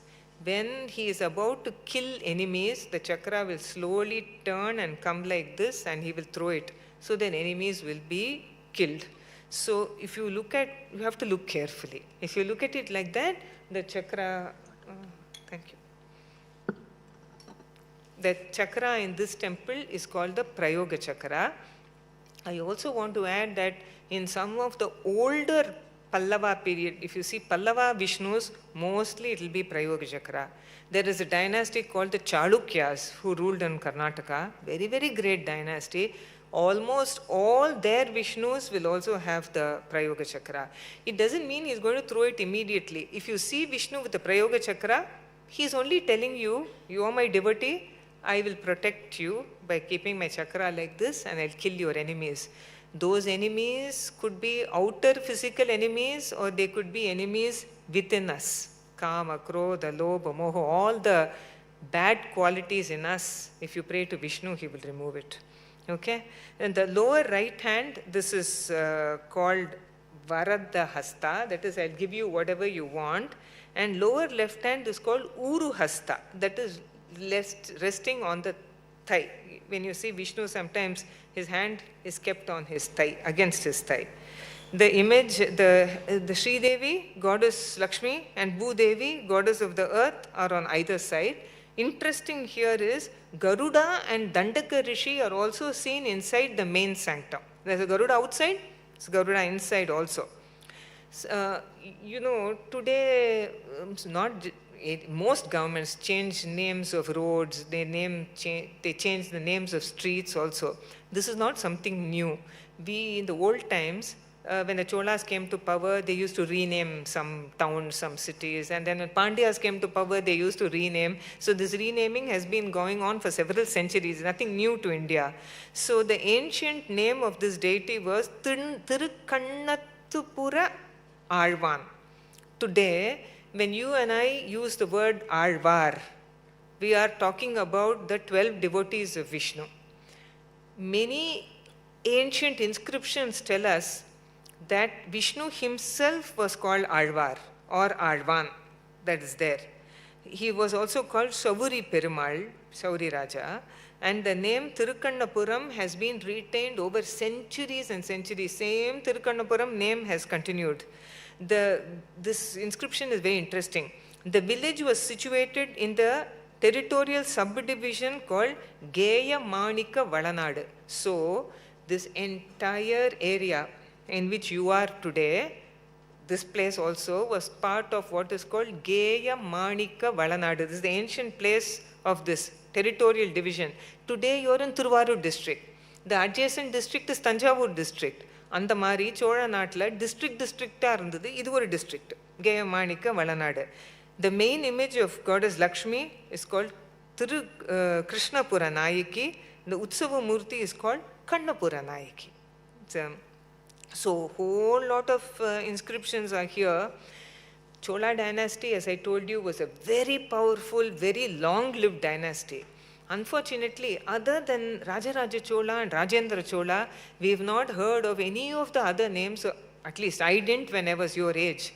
I don't know I don't know how many of you know that there were 3 Rajaraja Cholas, 3 Rajendra Cholas, 3 Kulotunga Cholas. There were that many of these kings. And there was a very, very great king called Vikrama Chola, whose name you see in the second line. Vikrama Chola had almost entire South India under his control, and this inscription mentions that a donation was given to this temple for growing red lotuses for worship in this temple. Some person was given money to grow red lotuses in the temple tank, and those lotuses were offered to Perumal over here. Again, an interesting and detailed stone inscription belonging to the reign of Rajaraja Chola III, not that great Rajaraja. After that, there was Rajaraja II, and then Rajaraja III, mentions the lease of land. That the land avanga lease la uttanga to merchants on a road called Shauri Perumal Perunthuru. There was that road next to the temple for building shops and houses on the condition that they should pay taxes on their goods to the temple. So much detail. ஒரு road, அதனோட பேர், அந்த ரோடில் என்னெல்லாம் கடை இருக்கலாம், இது இருக்கலாம், அந்த கடையிலேருந்து என்ன விற்றாங்களோ அதுக்கு ஒரு டேக்ஸை போட்டு அந்த டேக்ஸ் வந்து கோவிலுக்கு போனோம். எல்லா டீட்டெயிலும் அவ்வளோ டீட்டெயிலாக நடத்திருக்காங்க அட்மினிஸ்ட்ரேஷன் சோலா டைம்ஸில். See more details. இந்த ஆர்டர் போட்டாங்களே, இந்த ஸ்ட்ரீட்டில் யார் இப்போ இருக்கலாம், டேக்ஸஸ் கட்டணும், அதெல்லாம் அந்த ஆர்டர் எப்போ பண்ணாங்க? அந்த ஆர்டர் பண்ணாங்கன்னா when the deity was seated with his consorts, அதாவது ஸ்ரீதேவி பூதேவியோட அந்த பெருமாள் எங்கே இருந்தாருன்னா ஒரு சீட்டு, ஒரு சிம்ஹாசனத்தில் இருந்தார் அந்த பெருமாள், ஒரு பல்லாக்கு மாதிரி. அந்த பல்லாக்கு பேர் நம்பி காளியான். அதுக்கு மேலே இருந்த கேனப்பி, ஒரு பேர்ல்ஸில் பண்ண கேனப்பி, அது பேர் ராவணாந்தகன். ராவணாந்தகன் means he who killed Ravana. That is Rama's name. See, the seat had a name, the canopy above the seat had another name. Where was that done? In the Neeravi Mandapam. அந்த மாதிரி ஒரு மண்டபம் பேர். When on the 5th day of the Kalyana Utsava marriage festival in the month of Chithra, listening to the verses of Nammalvar. Look, when the British came to India, they told us that we Indians have no sense of history, we never recorded anything. இதெல்லாம் நம்ம சொல்லி கொடுத்தாங்க, நம்மளும் நம்பிட்டோம். அது correct இல்லை. இது எவ்வளவு டீட்டெயிலில் எப்போ இந்த ஆர்டர் இஷ்யூ பண்ணாங்க, அந்த ஆர்டரில் என்னெல்லாம் டீட்டெயில்ஸ் இருக்குது, சுவாமி எங்கே இருந்தார், எந்த சீட்டில் உட்காண்டிருந்தார், அவருக்கு மேலே என்ன இருந்தது, எந்த தேதி, சித்திர மாதத்தில் அந்த விழாவில் 5வது நாளைக்கு இந்த ஆர்டர் பாஸ் பண்ணியிருக்கு. இதை விட டீட்டெயில்டு அதெல்லாம் இருக்க முடியுமா? So much is there in our inscriptions. So this is that huge temple tank over here. It's right in front of the temple, you can't miss it. And this is how the Utsava Murti looks, and this is how we actually go into the temple. இதுதான் மண்டபம், அதுதான் கருடன் சன்னதி, நேர பெருமாள் இருக்கார். So many gopurams you have to come in. I repeat, all the gopurams were not built by the Cholas. The temple is a Chola temple, and then little by little parts were added. It's a very beautiful Garuda Vahanam also, it is used. Kannapuratanaiki Sannadi. The outer prakaram of the temple looks like this. There is a small Sannadi for Krishna also. In one corner it is there. So these are the many parts of this temple. There are some nice sculptures as well. This is Krishna playing on the flute. When Krishna plays on the flute, the general name that is given is Venu Gopala. Venu means flute, Gopala, Venu. But here do you see Krishna is seen with Shankha and Chakra also. This is rare. Generally when you see Venu Gopala, he'll have only 2 hands. He has 4 hands, and that too like Vishnu, he has Shankha and Chakra. Chola period la idu kadayadu. It's generally in the mari image Chola period la kadayadu. This is very much a Vijayanagara time Krishna. And when Krishna is like this with Shankha and Chakra and playing the flute, he is called Madana Gopala. That is the name. Small sculptures, ரொம்ப damage ஆயிருக்கு, but you can see Hayagriva with Lakshmi and Garuda carrying Vishnu like this. This is a sculpture difficult to identify, but Krishnar கதை தெரிஞ்சவங்களுக்கு இது ரொம்ப easy. கிருஷ்ணர் வந்து குழந்தையா இருக்கும்போதே, when he was a small child, he killed so many asuras. He killed Putana, he killed Shakatasura, so many asuras. One asura came in the form of a bird called Bakasura, and Krishna just so easily kills him by kicking him and opening the mouth of the bird and tearing him apart. So this is baby Krishna with Bakasura. Sometimes we feel that temples should be kept cleaner, neater, all these sculptures should be cleaned. After they are cleaned and painted, we wish they have gone back to their old state itself. So anyway, this is Krishna. This is again Venugopala, but this artist has represented him as a left-hander. Can you see the flute is on the other side? Okay, and this is the huge, huge temple tank. There is a small Nandavanam where the flowers and fruits are offered to the deity. Very well kept Nandavanam right next to the temple. So this is our famous Tirukanamangai temple. Sri Vanchiyam, one more temple, not at all too far from where we are. So this is the Vanchinatha Swami temple. This is also a Shiva temple. So from Thiruvarur, this is the distance, approximately 16 kilometers. From Kuduvachal, it's right there. Many of you may have visited this place. Sri Vanchiyam is home to an important Shiva temple dedicated to Vanchinatha Swami. This place was traditionally known as Tapovanam. Tapovanam means a place where people used to perform tapas, and also was Bhu Kailasham. Kailash, you know that famous Kailash, where Shiva and Parvati are. This is Kailasham on earth. But coming to the Chola period, in the Chola inscriptions, it was called Raja Gambira Chaturvedi Mangalam, after Raja Gambira, one of the titles of Raja Chola II. Very close to Kumbakonam, there is this temple in a place called Dharasuram. Many of you may have gone to Dharasuram. It's a very, very lovely Shiva temple. And the கோவிலில் நீங்கள் நுழைஞ்ச உடனே ஒரு பெரிய மண்டபம் தெரியும். ரொம்ப அழகான மண்டபம், ரொம்ப நன்னா அமைஞ்சிருக்கு அந்த மண்டபம். வீல்ஸ் இருக்கும், அது ஒரு தேர் மாதிரியே இருக்கும் அந்த மண்டபம். அந்த மண்டபம் பேரும் ராஜகம்பீர மண்டபம். அங்கே எழுதியிருக்கு கிளியரா ராஜகம்பீர மண்டபம். பிகாஸ் இந்த கிங் இருந்தாரே ராஜராஜ சோழா II, அவரோட ஒரு டைட்டில் வந்து ராஜகம்பீர, கம்பீரமாக இருக்கும் இல்லையா, அந்த ராஜ கம்பீரமாக இருந்தாராம். So his title ராஜகம்பீர, and that entire place is called Rajagambira was called Rajagambira Chaturvedi Mangalam. Chaturvedi Mangalamnaka anga vedam படிச்சவங்க குடி இருந்தாங்க. That's what it means. Sri Vanchiyam was also called Gandharanyam. Gandham naka beautiful smell, and it was a beautifully sweet smelling forest. How can a forest be sweet smelling? Because it was a forest of sandalwood trees. Chandana marakadu adu. And according to tradition, goddess Ganga worshipped Shiva here to cleanse herself of the sins left by people who bathed in her. எல்லாரும் கங்கையில குளிச்சு அவங்க பாவத்தெல்லாம் போக்கிட்டாங்க. So Ganga இங்கே வந்து சிவனை தபஸ் பண்ணாங்க. So the Shivalingam in the main sanctum is said to be a Swayambhu. That is, again, like many other temples, nobody kept that Shivalingam there. He came by himself. And the famous Nayanmars, Appar, Tirunjana Sambandar, Sundaramurti, 3 Nayanmars, famous Nayanmars came here and composed Tamil verses on this deity. Manikavachakar was another very great Shiva devotee. But for some reason, he is not in the list of 63 Nayanmars. Manikavachakar Nayanmar kadiyadu. Ana அவர் ஒரு பெரிய Shiva Bhaktar.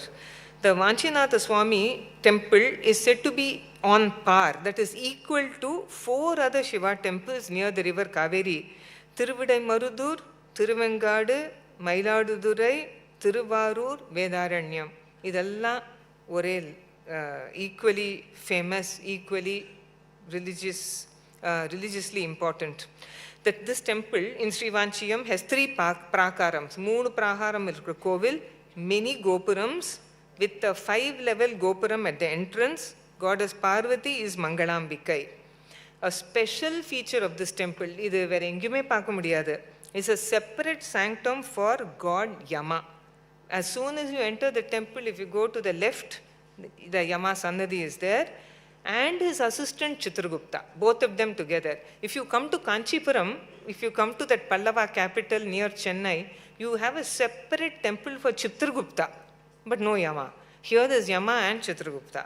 Chitragupta தான் கணக்கு வச்சுக்கிறார் நம்மளை பற்றி.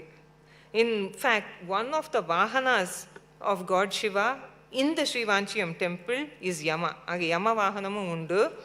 And the temple tank is called Gupta Ganga or Yamakundam. So there is a sanctum for Yama, there is a Vahanam, Yama Vahanam, and the temple tank is called Yamakundam. The important festivals are Thiruvari Puram in the month of Adi, Magam Nakshatram in the month of Masi. So every year on the second day of Masi Utsavam, Vanchinatha Swami is taken out in procession on the Yama Dharmaraja Vahanam to the Yamakundam. And I will skip a little. There are many inscriptions of the Chola period here. They record the name of the deity as Thiruvanchiyam Udaya Nayanar and Thiruvanchiyam Udaya Mahadeva. இந்த பேரை சொல்லி தான் சோழர் காலத்தில் அந்த சுவாமியை வணங்கினாங்க. இப்போ we call him Vanchinatha Swami. And naturally the sacred tree, the Sthala Vriksham, is the Chandana Maram. It was supposed to be a forest of Chandana trees. The Sthala Vriksham is Chandana now. So this is how the Vanchinatha, this is the main entrance. This is how we go in. This is what I wanted to show you. This is Padmanidhi on one side. Again, this is Padmanidhi. On the other side, you will have Shankanidhi also. I don't know, Shankanidhi is not showing up in my photographs for some reason, but whenever you see Padmanidhi, Padma in both hands, opposite side you will see Shankanidhi welcoming you into the temple. They are actually saying, come in, we will give you all these different kinds of wealth. But நம்ம அவங்கள பார்க்காம போனாக்க அவங்களும் கொஞ்சம் நம்மளை பார்க்க மாட்டாங்க. So please have a look at them as you go in. These are all not only are they real treasures, these are beautiful sculptures also, we must notice. So this is the Yamakundam of the Gupta Ganga. I took this photograph many years ago when there was no water and it was being cleaned up. I'm sure it is in a much better condition today. And these are the steps. It's the temple tank is immediately next to the main temple, and this is how it looks. And that's one of the inner gopurams of the temple. I was not allowed to take pictures of some of the sannadhis, so I'm just showing you how this is. Mangalambikai is the main goddess, Parvati, here on this temple. Very much a temple in active worship with many vahanams, entire row of 63 Nayanmars. This is how the main Vimanam looks. You can see Dakshinamurti over here. This is not a very good sculpture, but I just want to explain a little bit about Dakshinamurti. Whenever you go to a Shiva temple, whenever you see the Gopuram or you see the Vimanam, that is just above the main sanctum, main place of worship, the south side will definitely have Dakshinamurti. Not only one, but 1, 2, 3, 4, however many levels the Gopuram has, that many Dakshinamurtis you will have. And each Dakshinamurti will be different from the other. Dakshinamurti will always be seen under a banyan tree, always. Our pere Tamil Natla Alamarathu Kadavul. We go to him for knowledge. And initially, all these rishis also went to him for knowledge. அந்த ரிஷிகள் பேர் சனக்க, சனந்தன, சனாதன and Sanath Kumara. Dakshinamurthy did not teach with words. அவர் இந்த மாதிரி பேசி அவங்க புரிஞ்சிக்கல. மைண்டாலேயே, it was on telepathy. He taught through his mind and they could understand with their minds. All that. But generally when you see a alamaram, when you see a banyan tree in sculpture, whether it is in stone or whether it is in wood or idu sudai vigraham, sudayala panna vigraham gopurathu mela, whenever you see that, you will clearly understand that first thing when you think of an alavaram, what do you think of? And the veru thongume, you think of those hanging roots, those aerial roots. This alamaram under which Dakshinamurti sits will never have those roots. And the thongara veru irkave irkadu. Because there are different types of banyan trees. And the banyan tree under which Dakshinamurti sits is called the Kal Alamaram. That is a particular type of banyan that does not have the kind of leaves our usual alamaram has. It does not have those kind of roots. So, these sculptors who carved all this, who made all this, clearly knew, idu veru alamarathukku adiyila ukkarradhu kediyadhu Dakshinamurti, idu oru special alamaram, idu per kall alamaram, and they did not show us those aerial roots. No, there's so much to it which we take for granted. So, as you do a prakaram round, you do a pradakshinam in the prakaram, you see many, many small Shivalingams in worship, and this is outer prakaram. I have time to go through one more temple and then a break. There is one more Vishnu temple. We went to Thirukannapuram. We went to Thirukannamangai. Now we are going to a place called Thirukannangudi. They are very, very confusing. All near Thiruvarur, but all distinctly different from each other. This Thirukannangudi temple is much smaller than the previous two. The god is called Damodara Narayana. So this is where Thirukannangudi is. Perhaps closer to Nagapattinam than Thiruvarur, but nothing is very far away. This is the Damodara Narayana Perumal temple. So, as I told, there are Pancha Krishnaranya Kshetrams. There are also Pancha Narayana Kshetrams. These are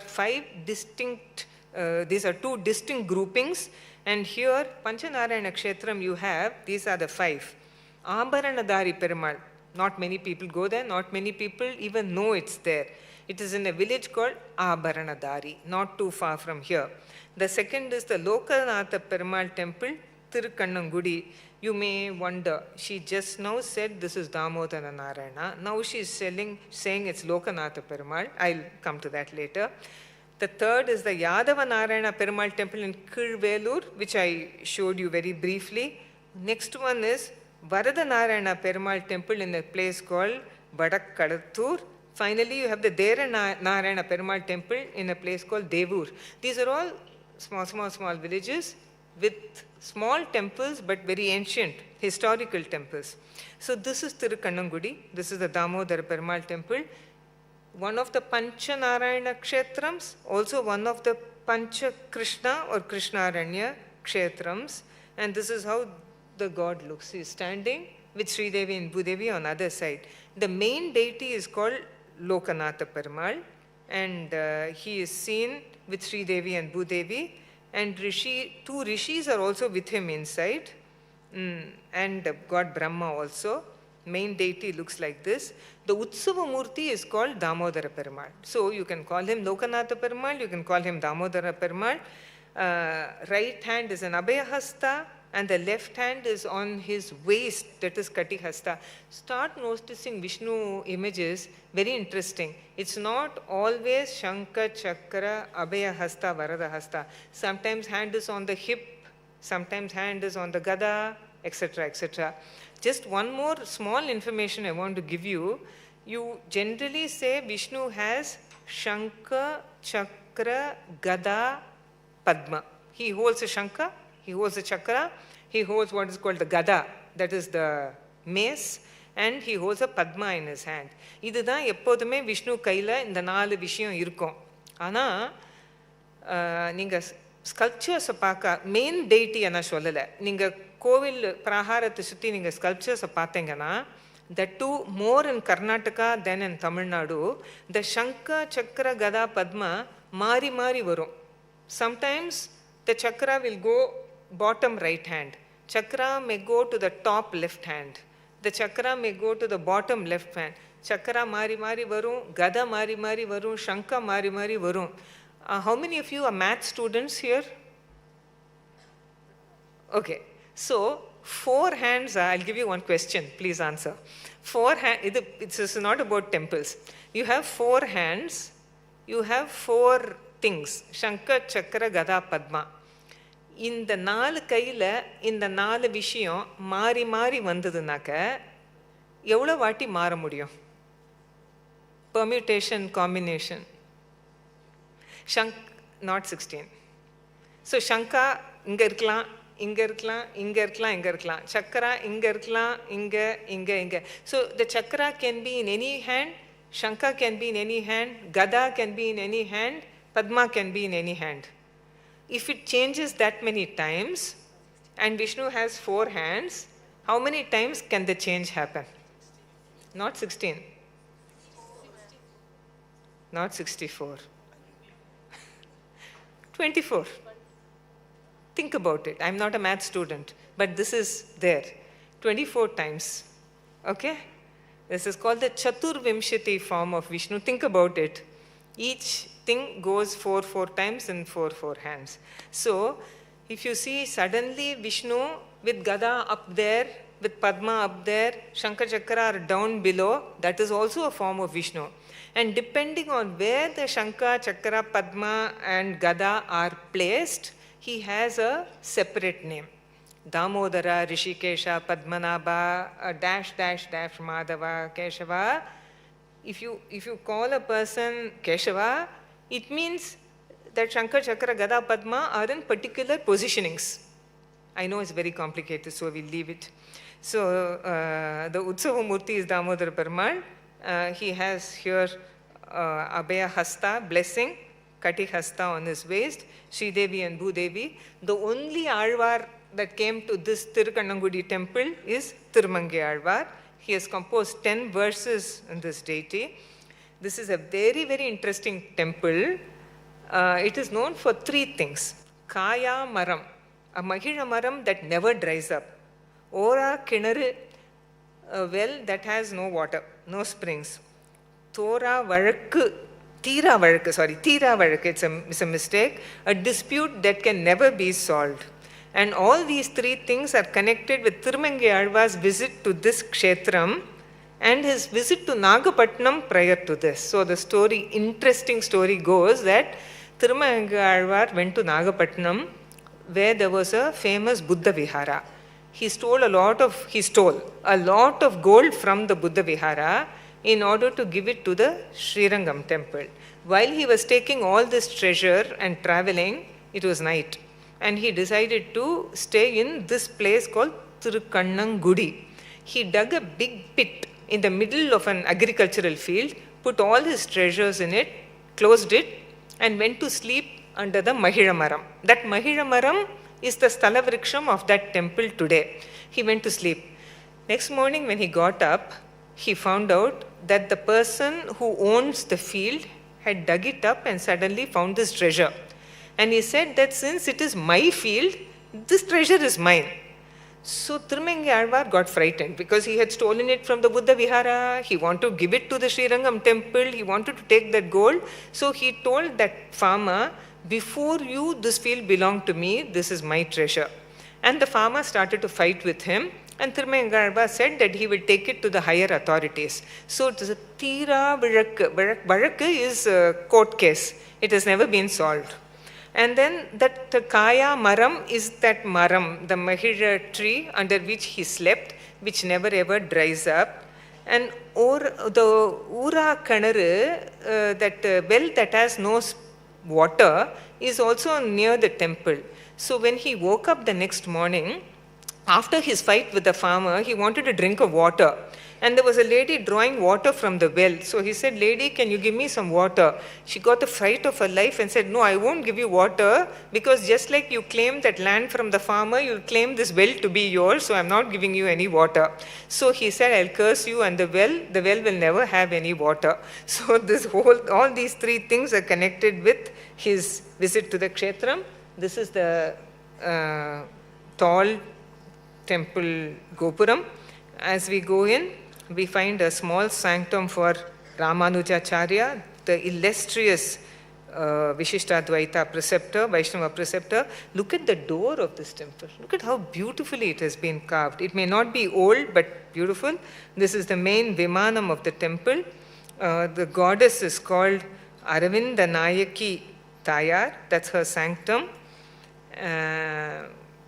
The Utsava Murti is Aravinda Nayaki. The main deity is Loka Nayaki.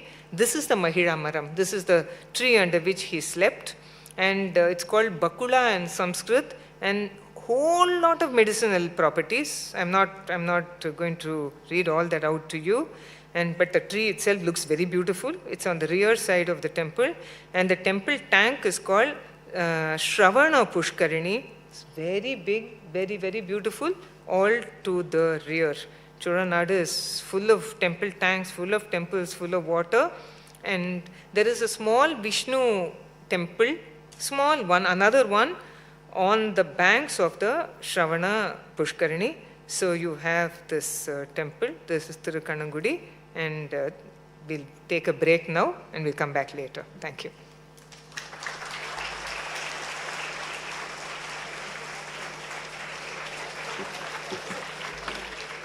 A visual and auditory treat indeed. We can have a short break now.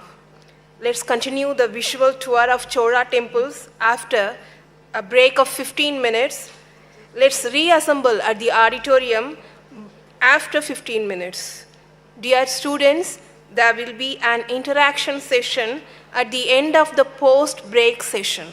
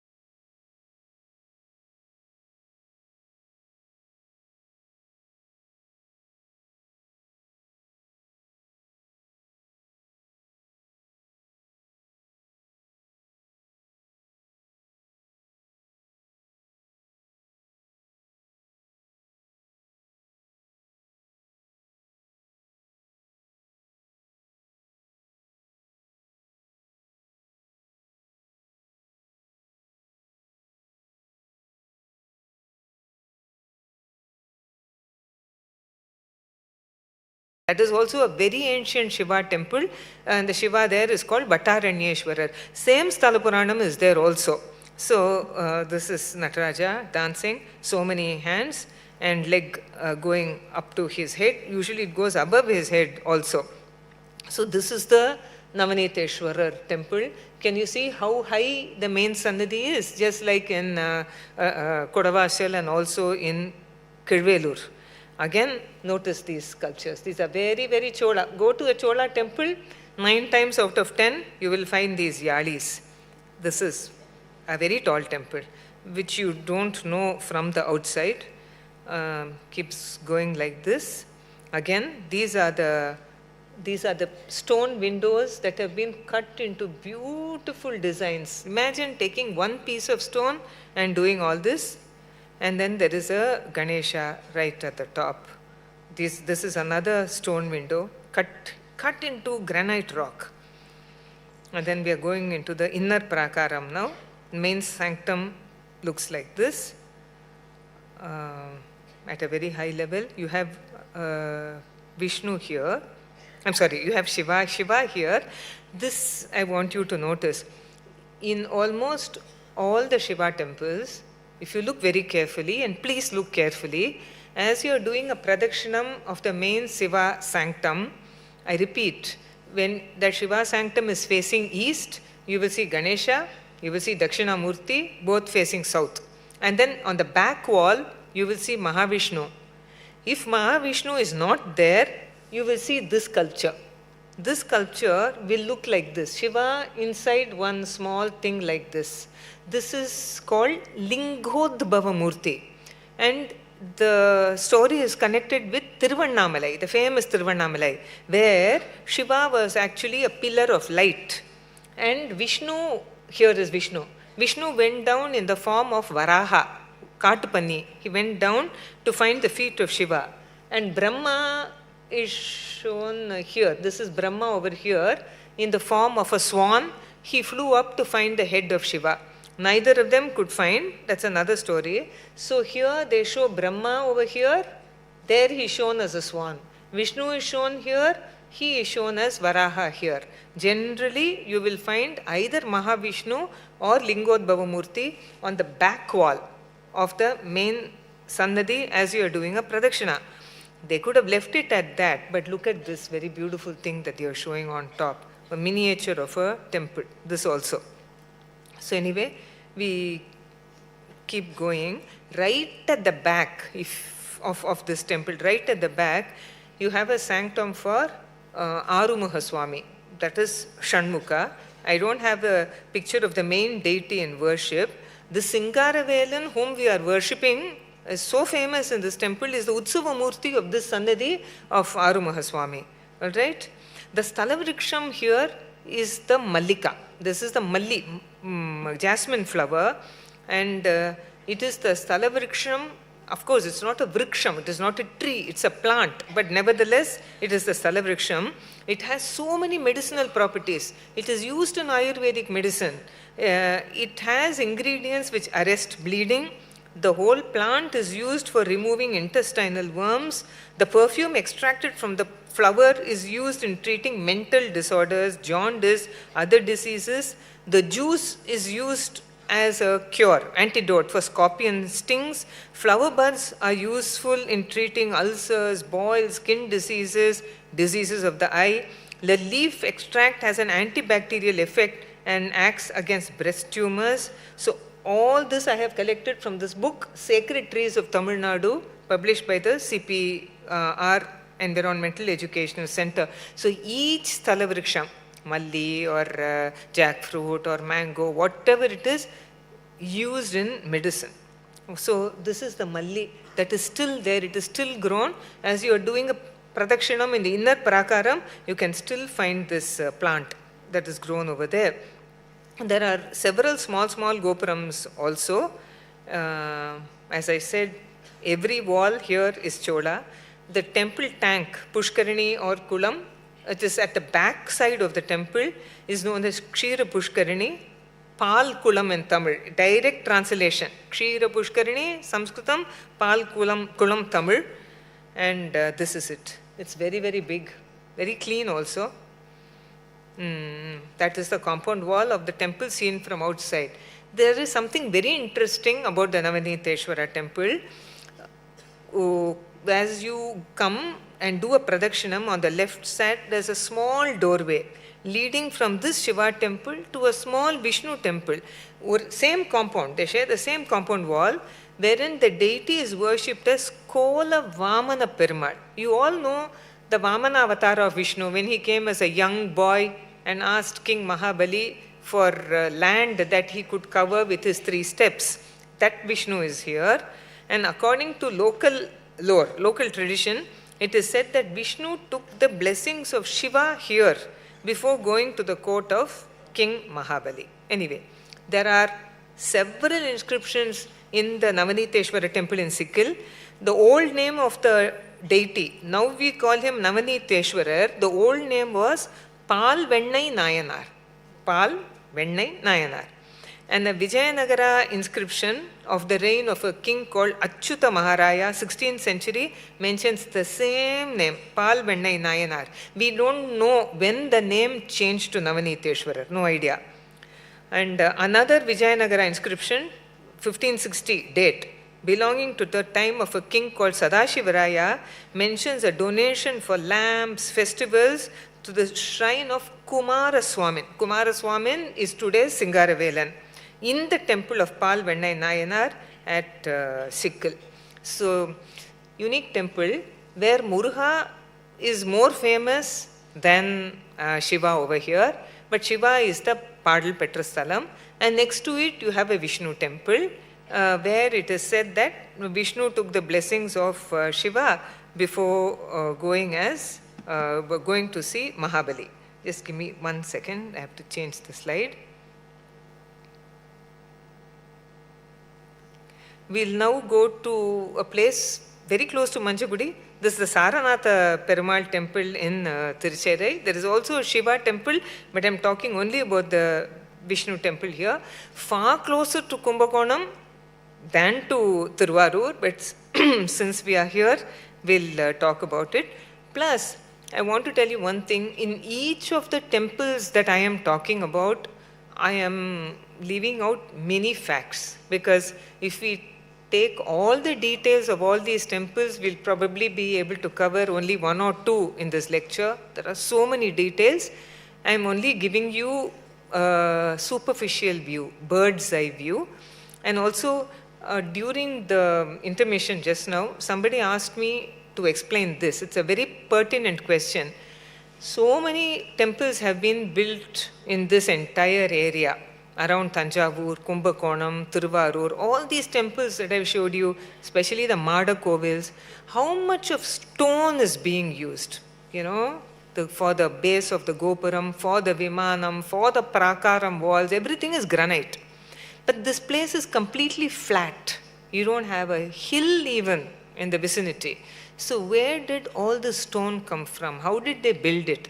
Now this question does not occur to people when we show them small temples. Even when they walk into the Akshayalinga Swami temple in Kivalur, they will not think, how was this temple built? But if you go to Thanjavur and you see that very, very big Vimanam, immediately people start asking the question, how was this temple built? I don't see a hill, I don't see a mountain close by. You have to look at something that big for you to wonder.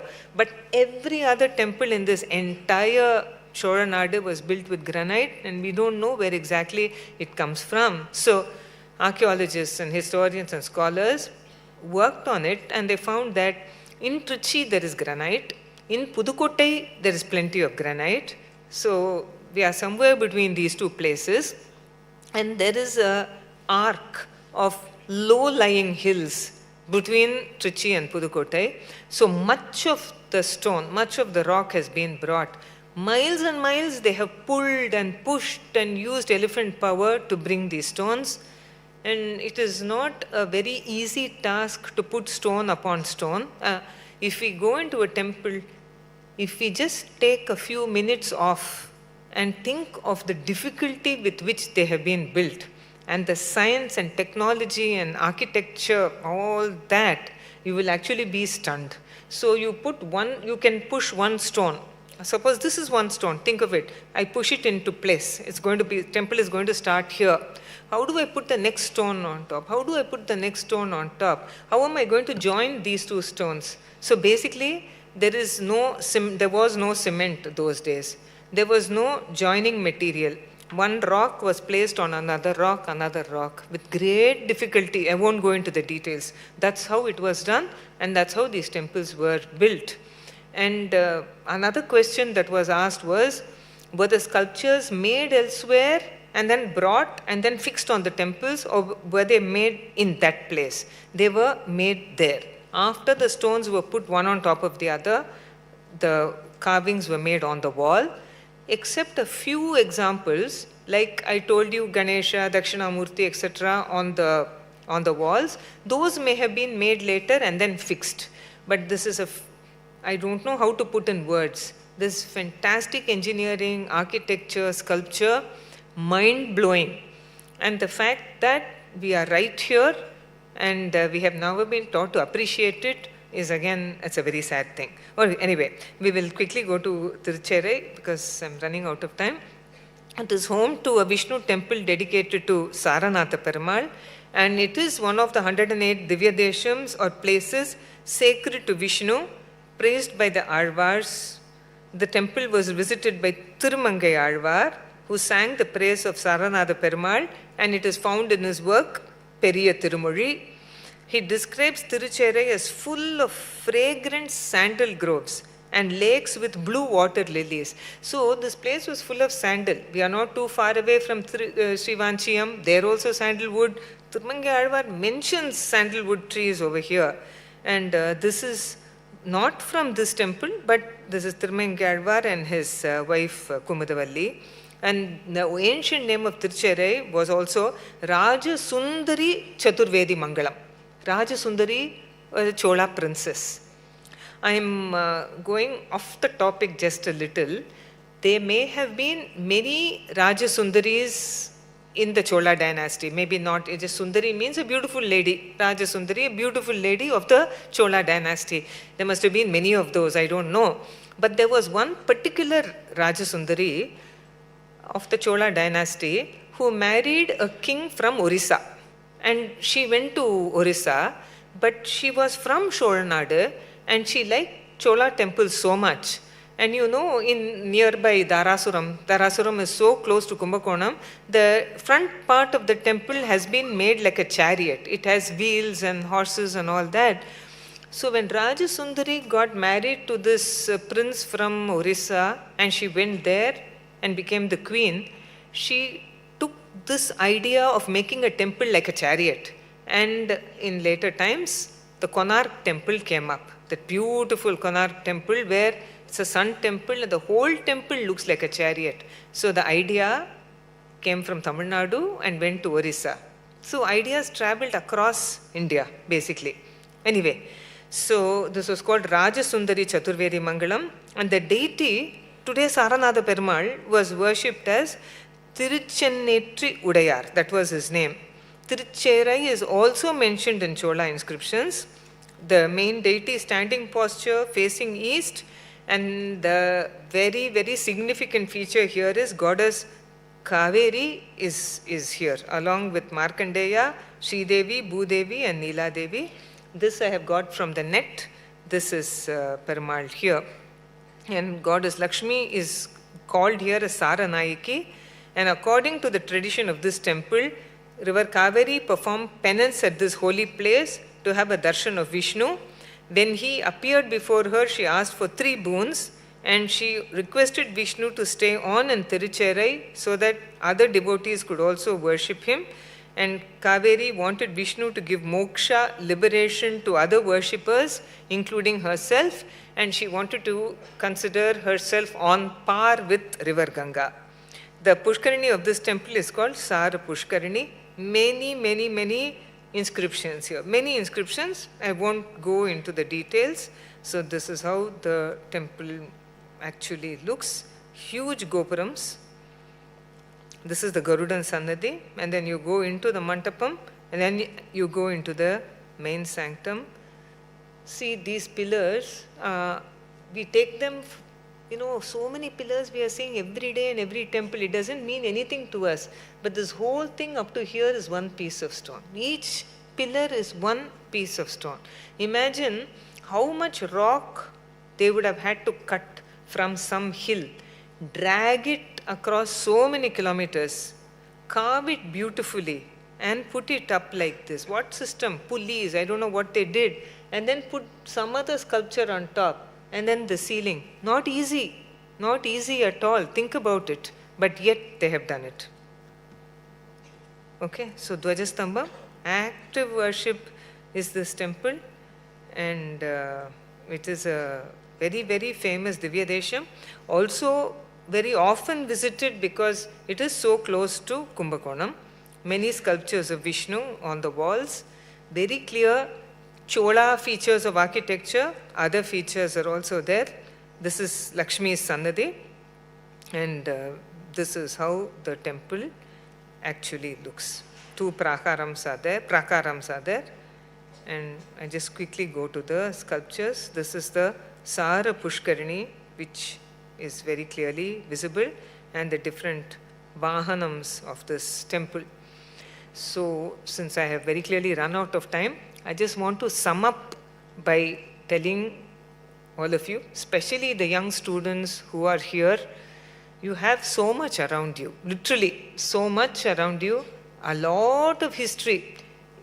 People from other countries would be jealous of the kind of history that you have here. It's everywhere, starting from Kodavasal, all around you, a fantastic history going back many, many centuries, many traditions that are being carried on over the centuries even today, beautiful sculptures, architecture, inscriptions, temple tanks full of water. These are water harvesting units.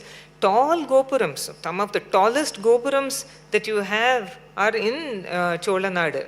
There are others also, but every other temple has a huge tank, huge gopuram, huge spaces, 3 parakarams, 5 parakarams, nothing at all in Chola Nadu. You have so much in front of you.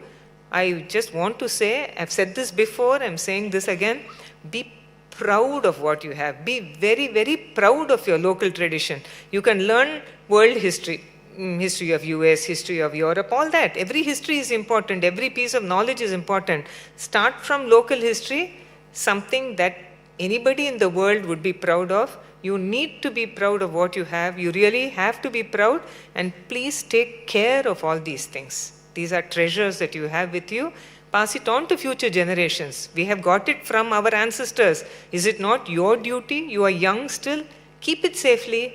All these inscriptions, all these sculptures, keep them safely and pass it on to future generations. Thank you.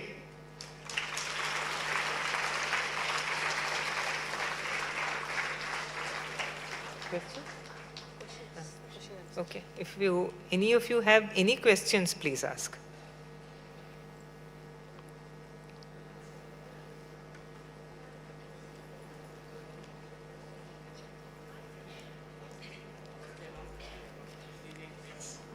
First BCom. Namaste, ma'am. I am Sri Jayantes from first BCom CA.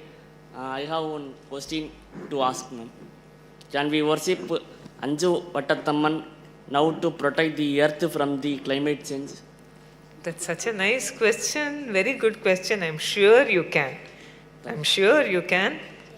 It's a very good idea, in fact. I appreciate it. Surely she will help you. I'm sure. Definitely. Thank you.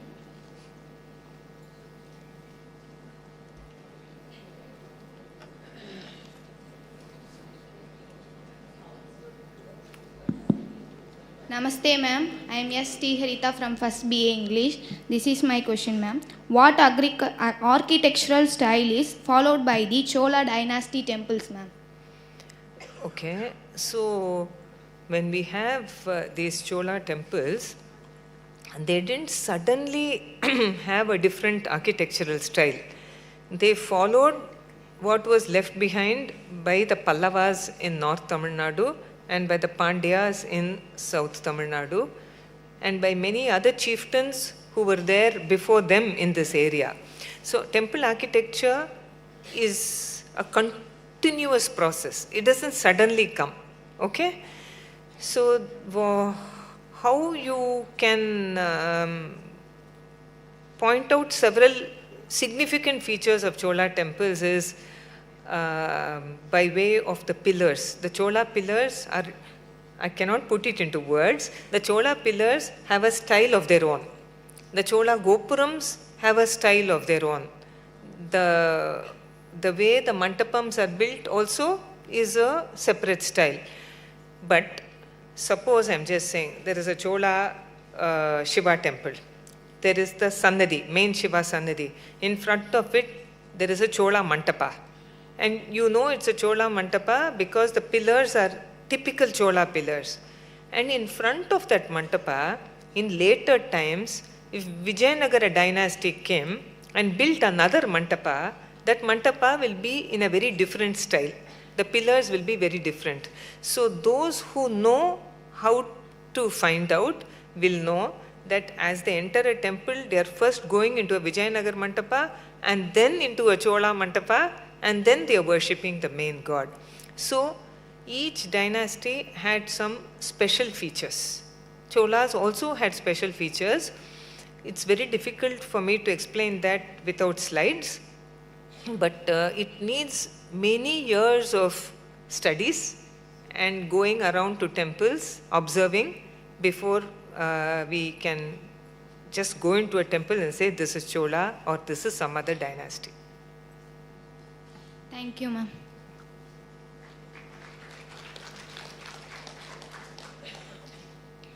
Namaste, ma'am.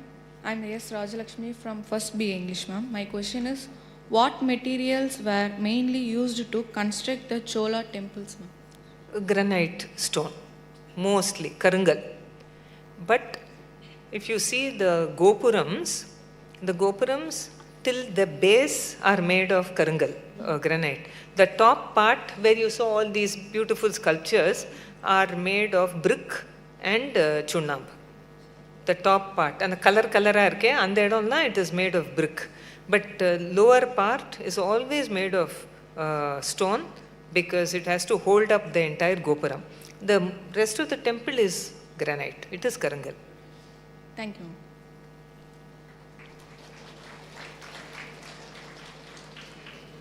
Namaste, ma'am. I am Praveen from First BCA. You told that about more temples of Shiva and Vishnu. We are interested and learn more things about from this. But from this we learned about more things. As shall I tell in Tamil? Ma'am நீங்கள் வந்து இவ்வளோ விஷயங்கள் நீங்கள் எங்களுக்கு சொன்னீங்க. இது மட்டும் இல்லாமல் நாங்கள் வந்து இதை நேரில் போய் விசிட் பண்ணோம் அப்படின்னா இன்னும் நிறையா கற்றுக்கலாம் அப்படின்னு ஸ்டூடெண்ட்ஸ் நாங்கள் வந்து நினைக்கிறோம். இதுக்கு நீங்கள் ஹெல்ப் பண்ண முடியுமா மேடம்? கட்டாயம் பண்ணுறேன். ஓகே, நிச்சயமா. Thank you ma'am.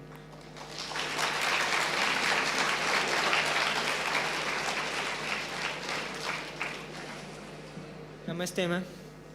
I'm Ashwin, BM. I have a question, ma'am. Sure. Why the Shivalingas are named different where the appearance are same? Okay, you're saying same with Vishnu also. He has different. So in each temple, depending mainly on the Sthala Puranam, the names happen. For example, Navaniteshwarar Sikil, because it originally was made of butter. அதனால பால் வெண்ணெய் பெருமான்னு பேர் வந்தது. அது ஒரிஜினலாக அது பட்டரில் பண்ண லிங்கம்.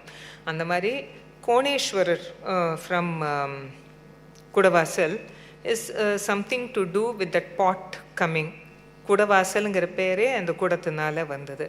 So ஒரு கோவில்லையும் எந்தெந்த கனெக்ஷன் இருக்கோ, ஸ்தல புராண கனெக்ஷன் இருக்கோ அந்த மாதிரி பேர்.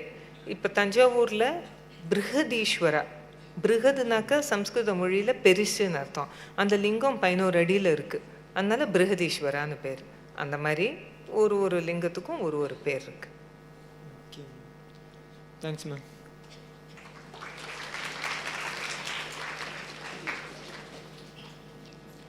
Good afternoon, ma'am. I am Divya from BBA, ma'am. The real the real meaning and signification of Akshaya Lingam?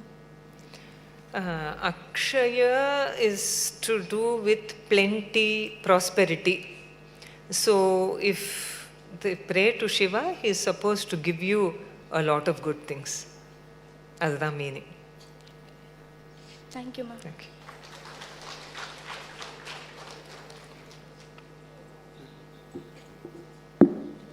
A very good afternoon, ma'am. I am Yogesh from First BCom General.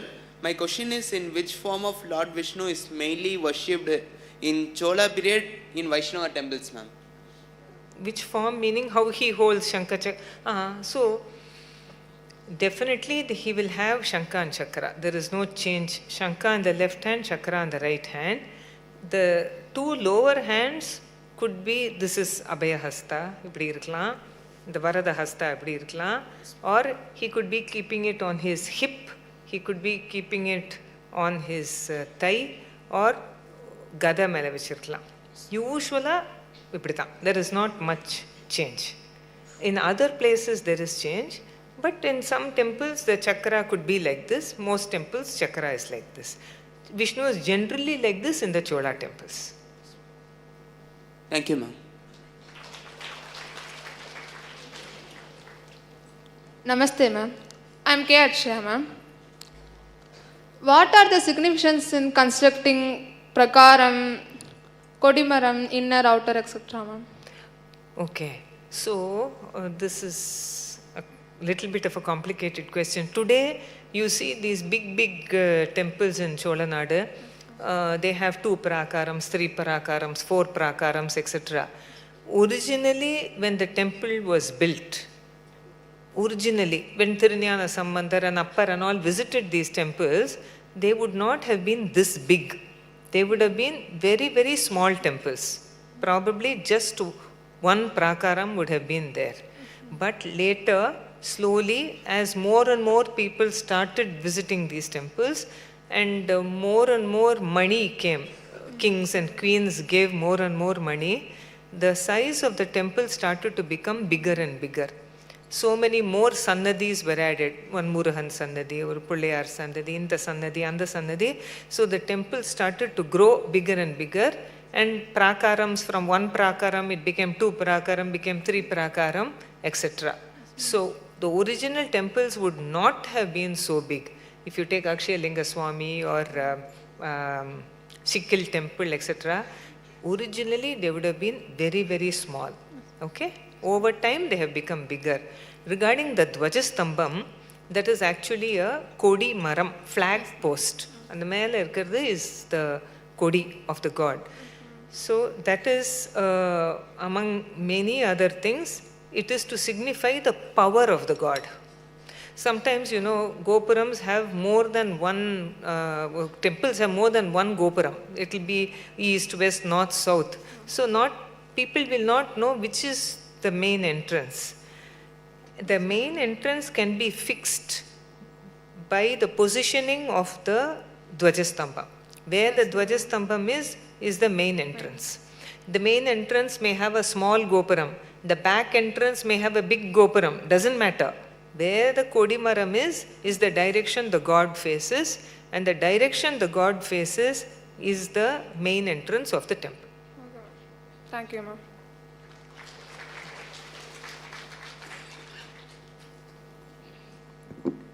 Namaste, ma'am. I am Yalini from First BA English. My question is, what inscriptions are found in Vishnu temple reveal about Chola administration? So, every temple has 1 or 2 inscriptions at least that tell us about taxes that were collected, etc., etc. But the best inscription that talks about Chola administration is not from Chola Nadu. It is from Pallava Nadu, that is called Tondai Mandalam. About 20-25 kilometers from Kanchipuram, which was the capital of the Pallavas, there is a place called Uttaramerur. And after the Pallavas, the Cholas made that place part of Chola Nadu. Okay? Even Chennai, today's Chennai, everything was part of Chola Nadu. There is a Vishnu temple called the Vaikunta Perumal, Vaikunta Nadar temple. On the wall, there is a very, very, very long inscription, one of the longest inscriptions in India. It belongs to a king called Parantaka Chola, Cholanattu Raja, Parantaka Chola. It gives you so many details about administration in villages, village administration. Chola times la village administration was a speciality. அதாவது வில்லேஜ்லேயே எல்லா அட்மினிஸ்ட்ரேஷனும் நடக்கும். சின்ன சின்ன problems எல்லாம் வந்து ராஜா கிட்ட போவாண்டாம். It need not go to the king. It will be solved at the village level itself. That inscription gives you all the details of how village administration was carried on in the Chola times. It is a fantastic inscription. Thank you.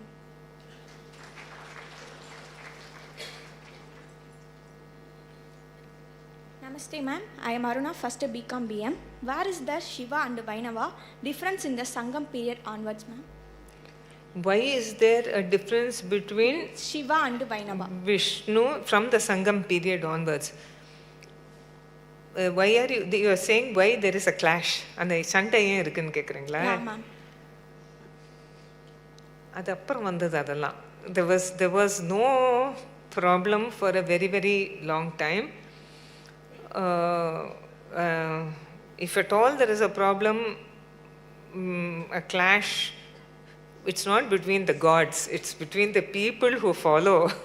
And the clash, I don't know when it came and where it came. Outside of Tamil Nadu, there is not much difference at all. It is only in Tamil Nadu, but I think that is also slowly going away. It is not a very big thing. I don't think we should make a big thing out of it. அது நடுவில் வந்தது, அது நடுவிலே போயிட்டு. Thank you ma'am.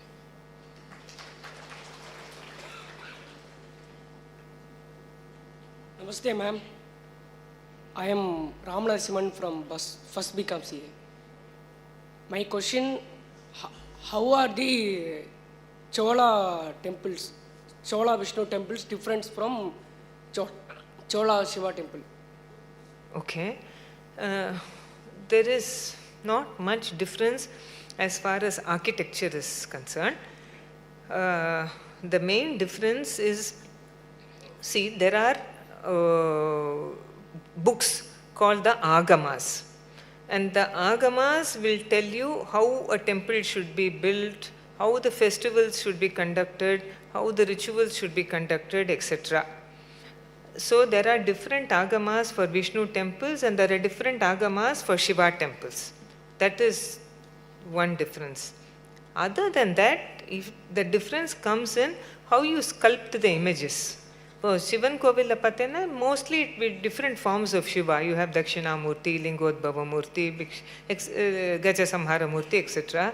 In Vishnu temples, it is the different avatars of Vishnu and gods like Hayagriva, etc., etc. How you actually carve those different images is given in what is called the Shilpa Shastra. அந்த இமேஜஸை actually எப்படி பண்ணணும், அது எப்படி செதுக்கணுங்கிறது இந்த சில்ப சாஸ்திரத்தில் கொடுத்துருக்கு. வைணவ டெய்டிஸுக்கு வேறு, சிவன் கோவிலுக்கு வேறு. அதுதான் டிஃப்ரென்ஸ். சோளா பில்லர் பார்த்தீங்கன்னா, இல்லை சோளா பண்ண ஜன்னல் எல்லாம் பார்த்தீங்கன்னா, சிவன் கோவில்லையும் ஒன்று தான், விஷ்ணு கோவில்லையும் ஒன்று தான். கோபுரத்துலேயும் டிசைனில் ஒன்றும் சேஞ்ச் இருக்காது. சிவன் கோவிலுக்கும் அதே டிசைன் தான், விஷ்ணு கோவிலுக்கும் அதே டிசைன் தான். ஆர்கிடெக்சரில் டிஃப்ரென்ஸ் வராது. ஸ்கல்ப்சர் பண்ணும்போது there will be a difference naturally because these are different kinds of sculptures, those are different kinds of sculptures. Thank you. Namaste ma'am, I am Varsha from first BBA. Tanks are separate, bodies are connected to the river of that side. Are the temple tanks connected to the rivers is your question? Yes ma'am. Sometimes they are connected to rivers, but mostly they could also be connected to irrigation tanks. இந்த ஏரிகள் எல்லாம் இருக்கே, அந்த ஏரியிலேருந்து water will come to the temple tanks. For example, Manargudi temple tank, big, it's a huge temple tank. most of the water, I am told, it comes from the Vaduvur lake. அந்த மாதிரி ரிவர்லேருந்தும் வரலாம். The water for the temple tanks also comes when it rains, இல்லையா? And the rain water also comes through certain channels and falls into the temple tank. That also is there. Thank you, ma'am.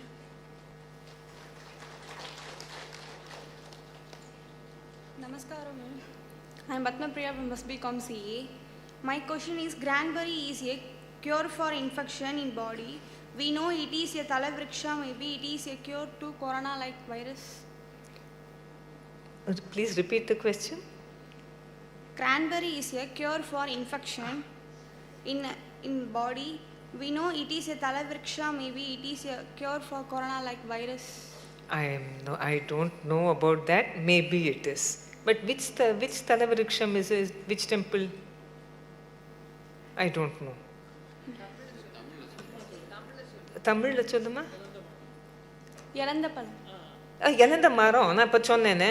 ஆமாம், அது நிறைய டிசீஸ்க்கு cure. அது நான் எழுதினேனே அதில் போர்டில் ஸ்லைடில் இருந்துச்சு. எஸ், இழந்த மரம் is cure for so many diseases.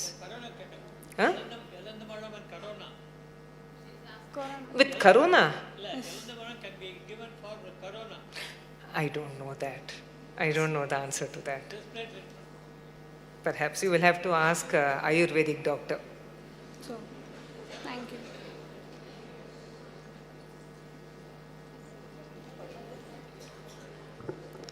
Namaste, ma'am. First of all, thank you for your information. எங்கள் கோயிலில் இவ்வளோ விஷயம் இருக்குன்றதை நீங்கள் சொல்லி தான் தெரிஞ்சுக்கிட்டோம். Thank you so much ma'am. My question, I am from first BCom CA, A. Lavanya. My question is, Koneshwarar Konam refers to angle, if you saying ma'am, if any connection directly from earth to space from Kudavasal and Kumbakonam built?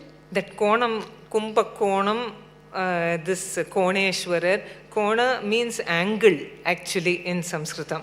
And it is said that pot came here and at an angle the hunter, Shiva as a hunter shot an arrow. So that is why the word Kona is said to have come both to Kumbakonam and Koneshwarar. It is in connection with that pot of Amritam, nectar, coming here during Pralaya. That is what is said. Thank you, ma'am. Afternoon, ma'am. I am Haris from BCom first section, ma'am. My question is, how Chola temple function of century, art and the education economy? Okay.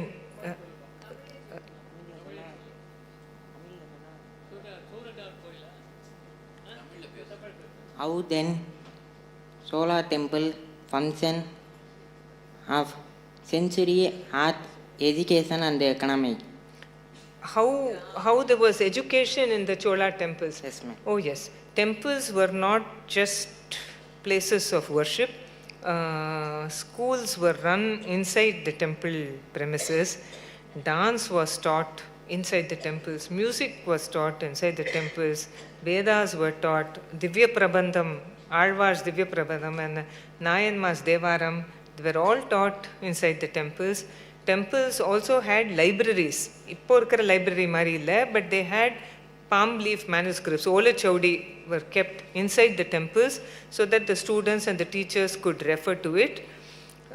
Many people have written books on how the temples of South India, some North Indian temples also, were great centers of education, definitely. But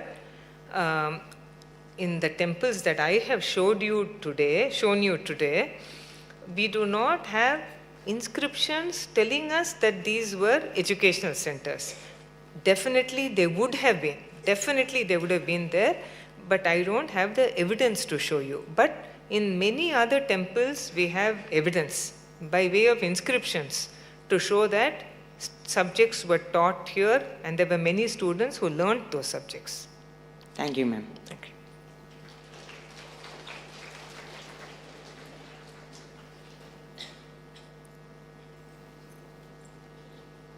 Namaste, ma'am. I am Ilavanil from first BSc Mathematics.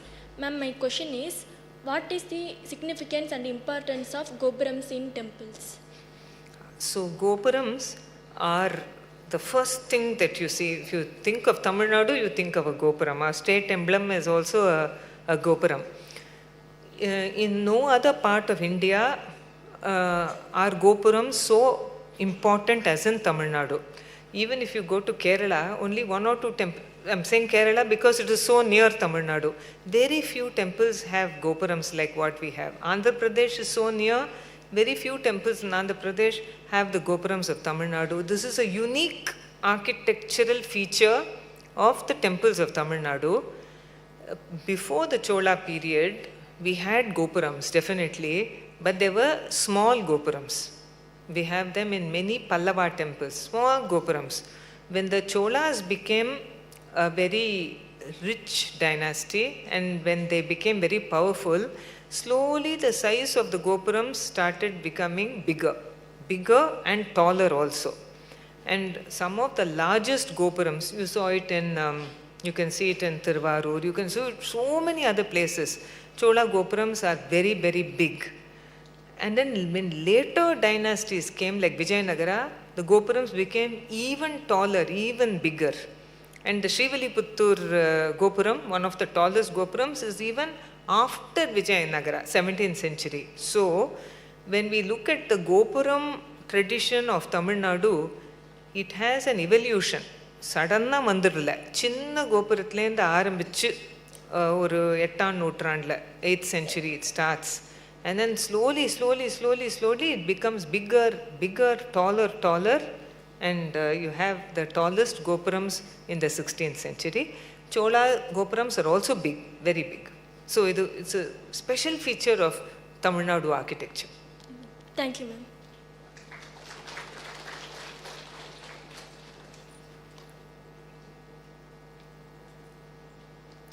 Thank you all very much.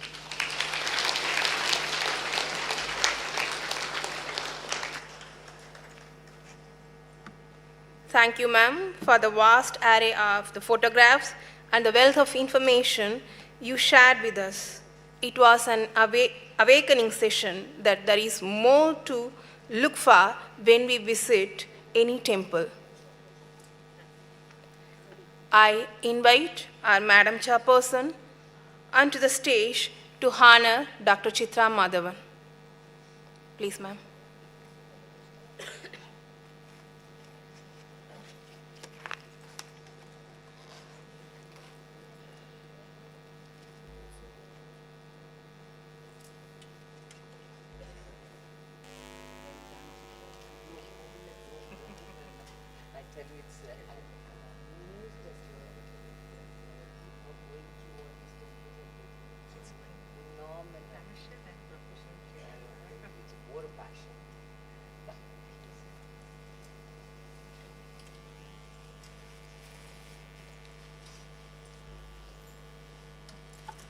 I think you need to give her a big hand for all the work she has done. Thank you.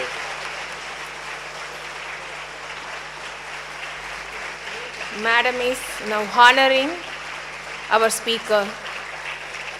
She is presenting her a memento.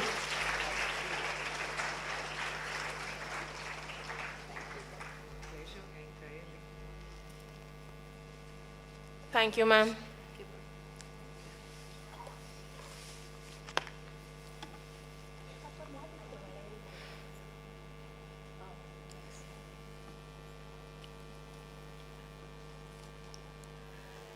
With this, we conclude the knowledge-filled cultural morning. Let's look forward to listen to the concert of Sri Vignesh Ishwarji in the evening. Let's meet again in a musical evening by 3:45 p.m. Thank you.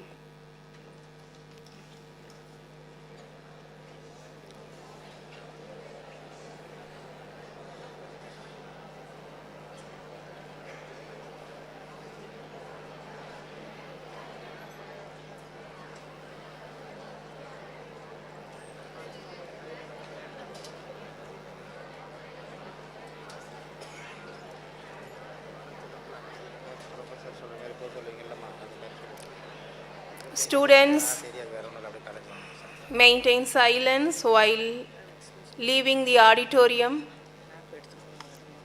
as guided by the professors.